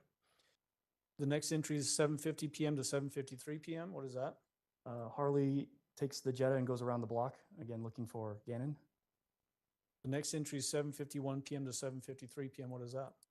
This is text messages back and forth between Harley and the defendant. Harley says, "Ask Lena if she remembers any cars, old station wagons or old cars and colors." So this message string takes place while Harley's driving around the block. The defendant replies with, "No, but don't go there by yourself. Connor's mom is on the way and she could go with you." And Harley responds with, "Okay." The next entry is 7:53 p.m. to 8 o'clock p.m. What is that? So over these next 7 minutes, the defendant's sending messages to Mr. Stauch saying, "Connor's mom on the way to start looking. Connor's mom said it's a stupid idea putting elementary at the middle school. Harley has gone to look for Jimmy. I think that's supposed to say I'm freaking out. I can't breathe. Have you let anyone know or waiting on the police?" And Mr. just, Stauch, sorry. I'm sorry, let me just break in there. When you say that you think it says I'm freaking out, what is it? Just spell it out so the record is very clear. FRAKAIJF space O. And when you say that you think it's should be saying freaking out, is that based on the context of the message itself? Yes, the situation that we're in, and she uses the term freaking out quite a bit. Okay. And then the response from Al to this is what? I texted that lady from SC because their son is on the same bus. The defendant says, "Okay, your mom, his mom?" Mr. Stauch says, "Yes." And the defendant says, "Just in case they ask me, you talk to both." Mr. Stauch says, "Who?" The defendant says, "Like, did you tell him mom?" I'm assuming it's supposed to be his mom. "So I know when they ask me if he made contact with her." Mr. Stauch says, "Yes." Defendant says, "What is she saying? He talked to her?" Mr. Stauch says, "No response." And the defendant says, "Okay, because they told me to have a list of people available that we reached out to, so I'm writing them down. They need social. Is it here?" Mr. Stauch says, "I lost them, remember?" The defendant says, "Okay, are you in your hotel room?" Mr. Stauch says, "Yes." The defendant says, "Babe, you aren't saying much. I'm losing my mind. They aren't here yet." During this portion of the evening on January 27th, is the neighborhood starting to become mobilized to be out looking for Gannon on this night? We're still early on, but yes, they start doing initial searches that night. Neighborhood canvases, flashlights, that kind of thing. There's reference to Connor's mom being notified about something, Harley being out looking around. That's what I'm basing that question on, that this is sort of the start of that neighborhood effort to find Gannon. Yes, it is. Okay. The next entry is at 8 p.m. What is that? This is an outgoing call from the defendant to Mr. Stauch, and it lasted 1 minute and 24 seconds. The next entry is at 8:05 p.m. What is that? Mr. Stauch calls the El Paso County Sheriff's Office. Next entry, 8:06 p.m. to 8:08 p.m. What is that? The defendant asked Al, "What did they say?" Mr. Stauch replied with "Same BS." The defendant says, "What? Did we tell you he wrote 'I'm sorry for everything' last night on his notebook? Just trying to make sure I told you everything." The next entry is 8:16 p.m. to 8:21 p.m. What is that? About 8 minutes have passed, and Mr. Stauch responds to the defendant saying, "I emailed everything. I emailed the teacher. Anything?" Defendant says, "No, Connor's mom is here, and everyone is going to the fields to look." Mr. Stauch says, "The fields? Where are the guns? Hello?" The defendant says, "Yes, like to make sure no kids are at sole hideout place they have. Mr. Stauch says, "Where are the guns? Answer me." The defendant says, "Hold, I'll go check." Green one is there. Mr. Stauch says, "Black." Defendant says, "Big one in my closet." Then the next entry is from 8:22 PM to 8:24 PM. What is that? Just a continuation on about where the guns are. Okay, so tell us who is sending each message. Defendant says, "Hold, looking because I put it back in your crate after later stayed. I didn't check the inside, but it seemed normal. It was in there." Mr. Stauch says, "Okay." Defendant says, "I don't see your pouch." Mr. Stauch says, "Really? You serious? No one knew they were in there." Defendant says, "Looked under everything." Mr. Stauch says, "Yours in there?" Defendant says, "It fell, all accounted for." So spell that noise that you just made, just so the record is good. PSHHHH. Okay. The next message, who is it from? And just continue on with that conversation. It's from Mr. Stauch saying, "Okay." Then the defendant says, "It's got to be some older middle schooler." Mr. Stauch says, "Yes." Then the defendant says, "I was panicking for a second about gun, but that makes me feel better. So we just need to know where he is hanging out at." That conversation, does that indicate that the defendant has accounted for all of the guns that would be in the Stauch residence? It does. And does that include the gun that was ultimately determined to have been used against Gannon? It does. The next entry is 8:25 PM. What is that? It's an outgoing call from the defendant to Mr. Stauch that lasted 11 minutes and 47 seconds. The next entry is at 8:33 PM. What is that? During this phone call, the defendant texts Harley saying, "Anything yet?" And Harley says no. The next entry is at 8:37 PM. What is that? It's a FaceTime, 18-second FaceTime session between Harley to the defendant. And then still at 8:37 PM. What is that? It's an outgoing call from the defendant to Mr. Stauch that lasted 19 minutes and 43 seconds. The next entry is at 8:43 PM. What is that? While they were on the phone, the defendant texts Harley saying, "Anything, still waiting." Harley replies with no. And when you said while they were on the phone, do you mean the defendant and Mr. Stauch? Correct, yes. Okay. The next entry is at 9:00 PM. What is that? It's an outgoing call from Mr. Stauch to the defendant that lasted 15 minutes and 57 seconds. The next entry is at 9:18 PM. What is that? It's another outbound call from Mr. Stauch to the defendant that lasted 2 minutes and 7 seconds. And then the next entry is at 9:23 PM. What is that? It's an inbound call from someone with the same 843 South Carolina area code to the defendant that lasted just over 4 minutes. And then are some of the numbers X'd out on this particular entry? They are just for privacy. Okay. But the full number would be contained in the Celebrite report for the defendant's phone? That's correct. Okay. Any idea, based on your investigation, who that number belonged to? We figured out who it was, but I can't recall at this time. Okay. 843 area code, is that Myrtle Beach, South Carolina area? Yes. The next entry is at 9:26 PM. What is that? It's an outgoing call from Mr. Stauch to the defendant that had a 0 duration. 9:26 PM again. What is that? So he recalled in that same minute, and this time it connected for 4 minutes and 36 seconds with the defendant. And then 9:36 PM. What is that? 10 minutes later, another outbound call from Mr. Stauch to the defendant that lasted 17 seconds. And then 9:39 PM. What is that? Mr. Stauch called the defendant that lasted 1 minute and 23 seconds. And then 9:45 PM. What is that? Outgoing call from Mr. Stauch to the El Paso County Sheriff.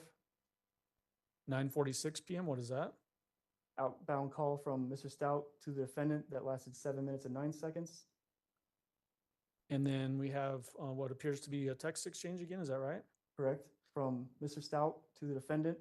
It's 1 minute where Mr. Stauch says, "Landon said track his switch through Gmail."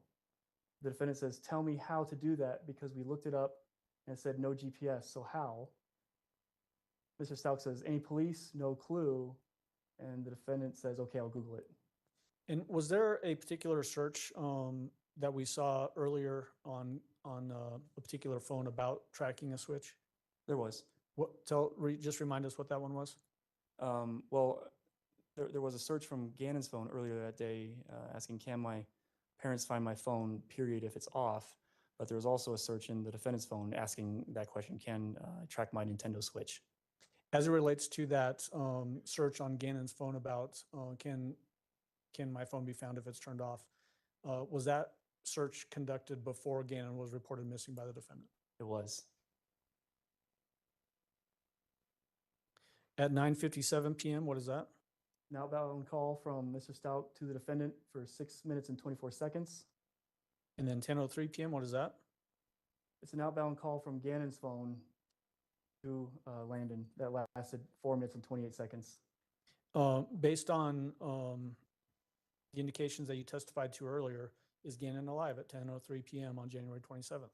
No, And yet a phone call is originating from Gannon's phone to Landon's phone, which is Gannon's mother. Is that correct? that's correct. Do we know who was using Gannon's phone at that particular time? It was the defendant.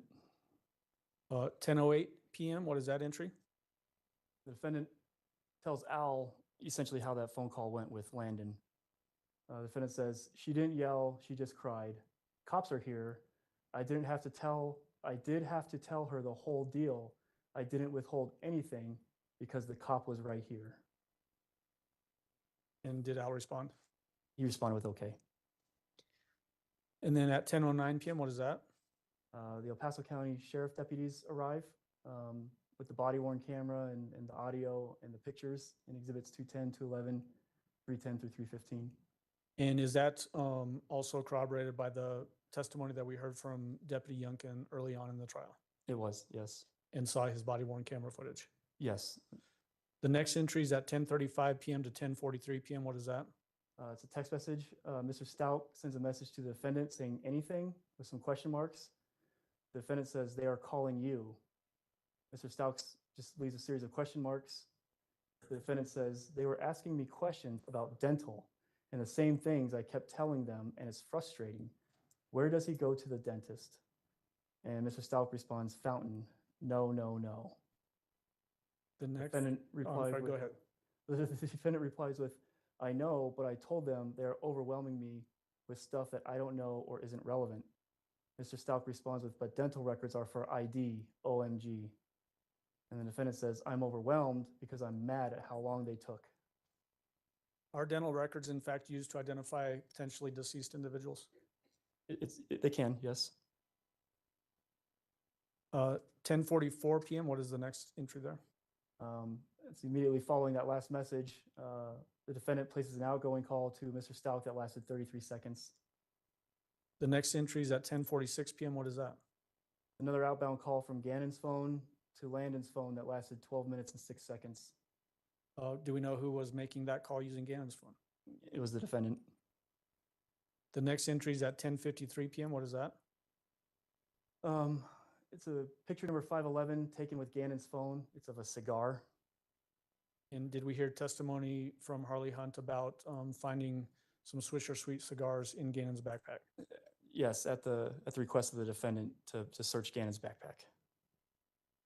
The next entry is at 11:01 p.m. to 11:09 p.m. What is that? A message from Mr. Stauch to the defendant saying nothing else, still talking to police. And the defendant replies with, I feel like I'm having a heart attack. Mr. Stauch says, tell the police. And the defendant says, they had 7 people in here asking me irrelevant stuff when I could be going through the rest of the 462 comments. Mr. Stauch replies with, you okay? And the defendant says, no, like I do everything I can, but none of it matters. And now I am asked why he was outside or drill me about other friends when I don't have the first number to one of them. I've walked this house for 5 hours. I haven't eaten, my chest hurts, but it's not about me. What's that reference to the 462 comments? Is that a reference to social media? Yes, she's on Facebook a lot during these last couple hours. Okay. The next entry is at 11:09 p.m. What is that? An outgoing call from Mr. Stauch to the defendant that lasted 11 minutes and 8 seconds. The next entry is at 11:29 p.m. What is that? The defendant calls her mom. It lasted 1 minute and 12 seconds. The next entry is at 11:39 p.m. What is that? The deputy's clear. meaning they leave the Mandan residence, and Gannon's entered as missing at 11:49 p.m. The next entry is at 11:51 p.m. What is that? That's a message from Harley to the defendant saying, "Do you need me to get you anything?" And the defendant replies, "No, I may need to go to the store." And then the final entry, 11:54 p.m. to 11:57 p.m. What is that? Mr. Stauch asks the defendant, "You okay?" And the defendant says, "All these photos are starting to run together. My eyes and head hurt. Someone is bringing me a Coke. My head is about to bust." And when we're looking at this totality of this particular timeline, the Gannon is missing line extends for the entirety of this portion. Is that right? It does. Was there any indication during this period of time that the defendant went out and was looking for Gannon in the neighborhood or in the vicinity of the 6627 Mandan Drive? Other than the initial drive with Lena when it was raining out, no, it indicates that she was inside the house. Was she on social media more than she was outside looking? Absolutely, yes. So we're going to go to the next exhibit, which is 697. It's going to be page 1 of 4.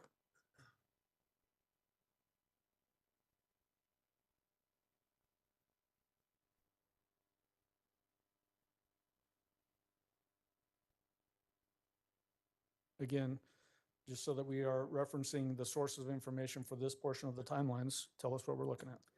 Nothing's changed. It's still the same main sources. Mr. Stauch's phone download, the defendant's phone download, Harley's phone download, Gannon's phone download, and the FBI CAS report. And then the blue line, does it extend? Gannon is missing for the entirety of this particular timeline. Gannon's still missing. What is the time span for page 1 of 4 of People's Exhibit 697? So now we're at Tuesday, and page 1 looks from midnight to right about 7 a.m., 6:59 a.m. Okay. There's an outgoing call at 12:09 a.m. from the defendant's phone to Mr. Stauch's phone, but it goes to voicemail. The next entry is at 12:40 a.m. What is that? The defendant calls Mr. Stauch, and they connects for 8 minutes and 58 seconds. And then the next entry is from 1:04 a.m. to 1:38 a.m. What is that? Series of messages between the defendant and Mr. Stauch. It starts with the defendant saying, "Please help me. Please talk to me." Mr. Stauch says, "What's wrong?" The defendant says, "I can't sit on this house. Lena on the bike." Mr. Stauch says, "Did she see him while she was riding?"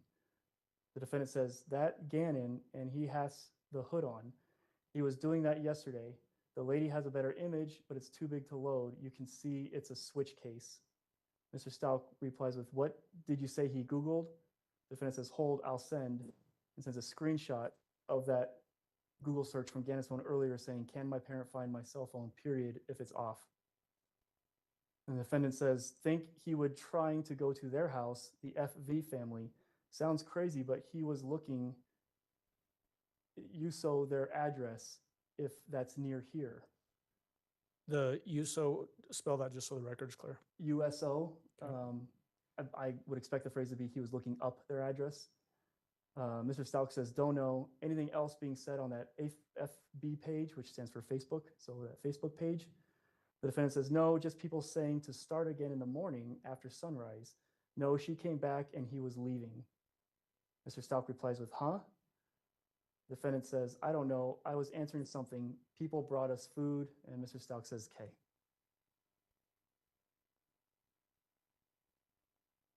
This reference, the text message that you read from the defendant to Mr. Stauch that says that Gannon and he has the hood on, that sort of thing. Is this based off of tips that are coming in that Gannon might have been seen at different places around the community? Yeah, there's some neighborhood Facebook pages and messages over Facebook Messenger with still pictures from neighborhood cameras in the area. And one was a boy wearing a blue hoodie. Were those tips ran down by investigators? They were. Were any of them founded to be Gannon himself, or were they not him? All of them were confirmed to not be Gannon. From 1:49 a.m. to 2:06 a.m., what is that? The defendant messages Mr. Stauch saying the pains are getting worse. not being insensitive at all, just letting you know, please talk, are you Ion, I-O-N, and corrects it with up. No one has reached out to me but Lorson Ranch. I always give it my all and try to do my best at everything I do. Mr. Stauch doesn't respond. In this message, the defendant refers to herself as I, is that correct? Yes, I.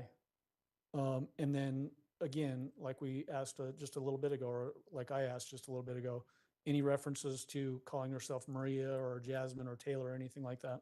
No. At 2:46 a.m., what is that entry? The defendant messages their friend or her friend, Dieter Moss, saying Gannon has been missing since he was outside playing yesterday. And Dieter Moss does not respond. Does this indicate that the defendant is still pushing the idea that Gannon has left and not returned to the home? That's correct. From 2:46 a.m. to 3 o'clock a.m., what is that? The message from the defendant to Mr. Stauch saying no one is ever supportive to step parents, like they mean nothing when I did beyond my part. Mr. Stauch replies with, OMG, what are you talking about? Gannon is missing and you are worried about what people are saying to you? The defendant replies with, I have no one to talk to. What? No one said anything to me. Mr. Stauch replies with, dozens of people were out looking and people brought you food. The defendant responds with, I was telling you how I felt and that all I has here was the Lorson Ranch people. Mr. Stauch replies with, Gannon has no one right now. That's who has no one to talk to. And the defendant replies with, meaning I had other friends here. You totally read it wrong.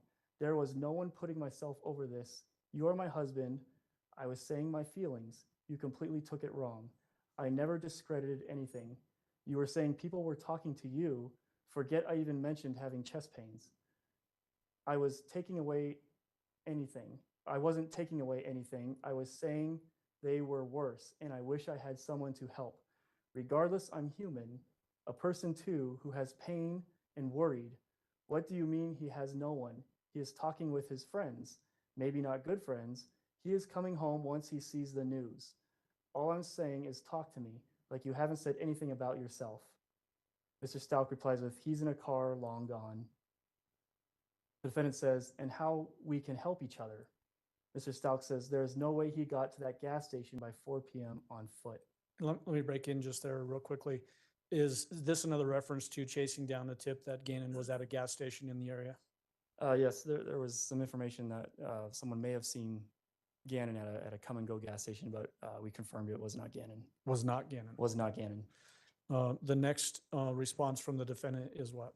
Long gone, like with friends, right? I'm just so lost as to what to say, and it's all so sad.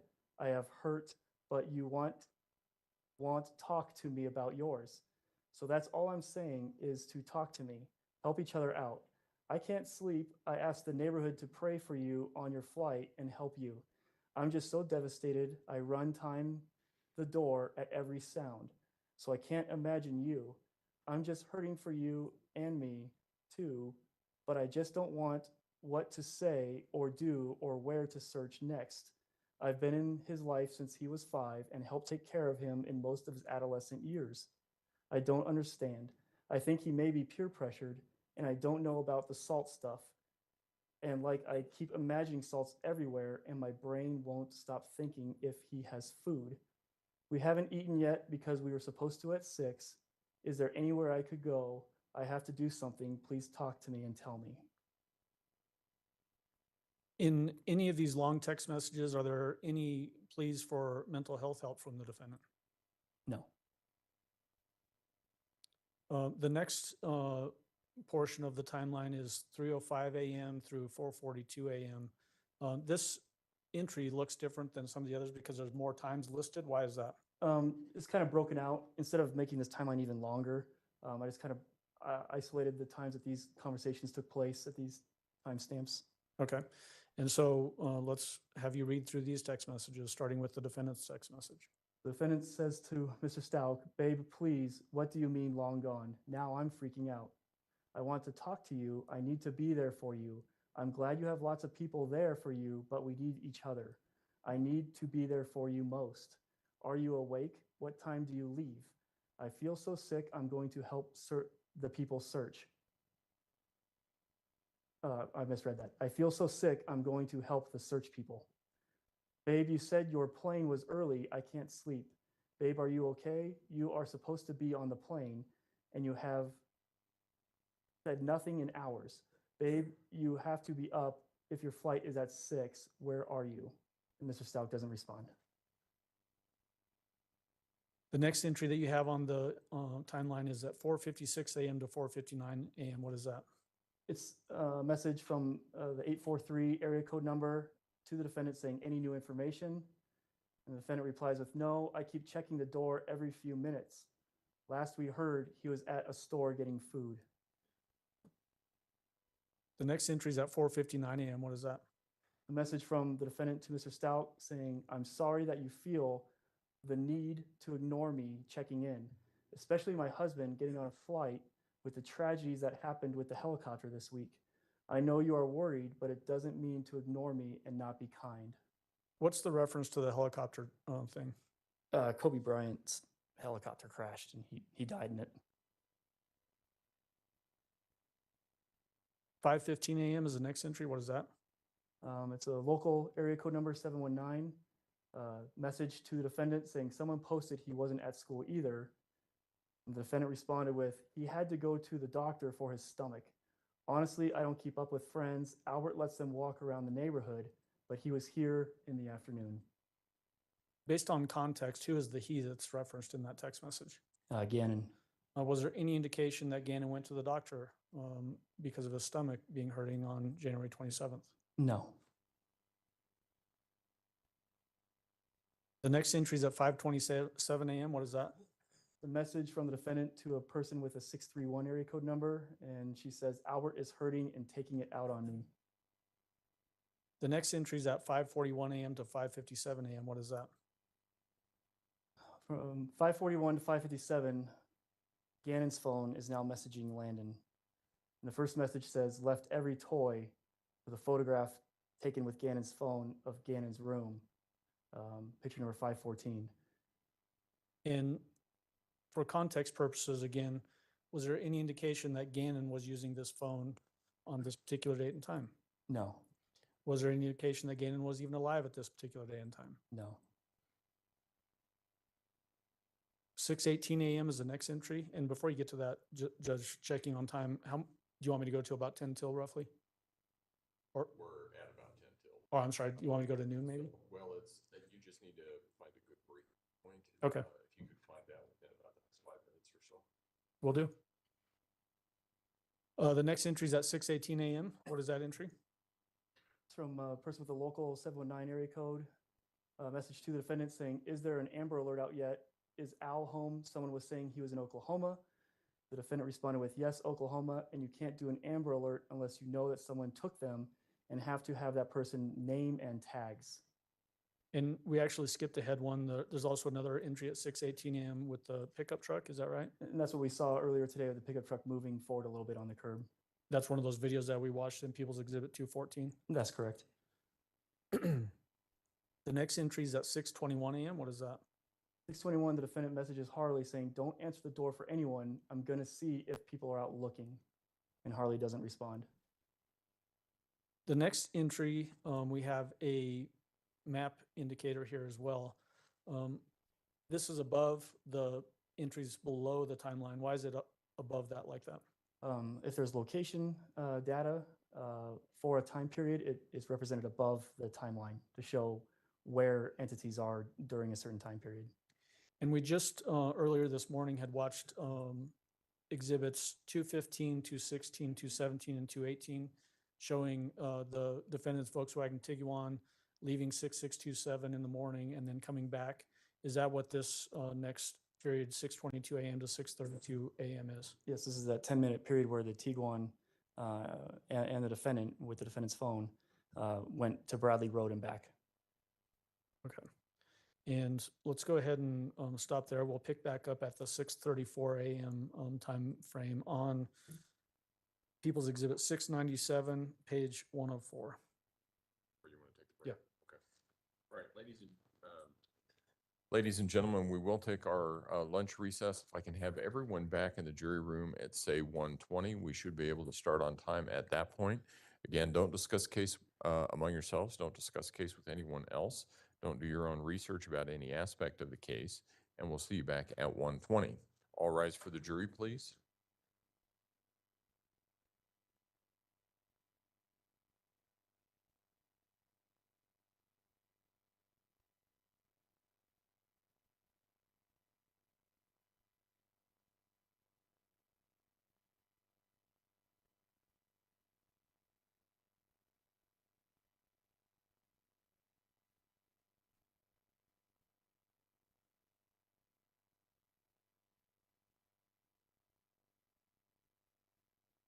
Thank you. You may all be seated. Record should reflect the jury has left the courtroom. And did we ever find out what the issue was on that video? All right. I do want to put something out there for people because I know that there is some interest on this case or about this case on WebEx. If we lose video of the courtroom feed during any portion of the trial, we will not restart that until we reach a breaking point. The reason for that is that the default setting on the camera, regardless of how many times we've tried to adjust it, the default setting pans out. So if you see, if you tune in before we actually start the session, you will see a wide view of the courtroom, which includes the jury box with no one sitting there. However, if the equipment goes down during trial and the jury is there and we restart it, there is a potential of capturing juror faces. I've issued an order for anyone who is viewing or rebroadcasting any portion of this video that they may not capture or they are prohibited from capturing jurors' faces at any point in time. So to avoid that problem during trial, if our equipment goes down and it appears we had some sort of issue, but I don't know what it was, we will not restart it until we reach the next break. You'll still have the audio, but not the video. And it's just, as I understand it, it's the video of the courtroom that gets lost, not the video of the witness stand. Is that right? Okay. That's the process. I know it's frustrating. It's frustrating from my point of view too, but it is what it is. Mr. Clark, you can go ahead and step down. Is there anything else that we need to take up at this point in time? Prosecution? Nothing of really any context other than we can probably turn the TVs off for now. Yeah. Yeah. Defense? No, sir. Okay. All right. Court will be in recess. Thank you.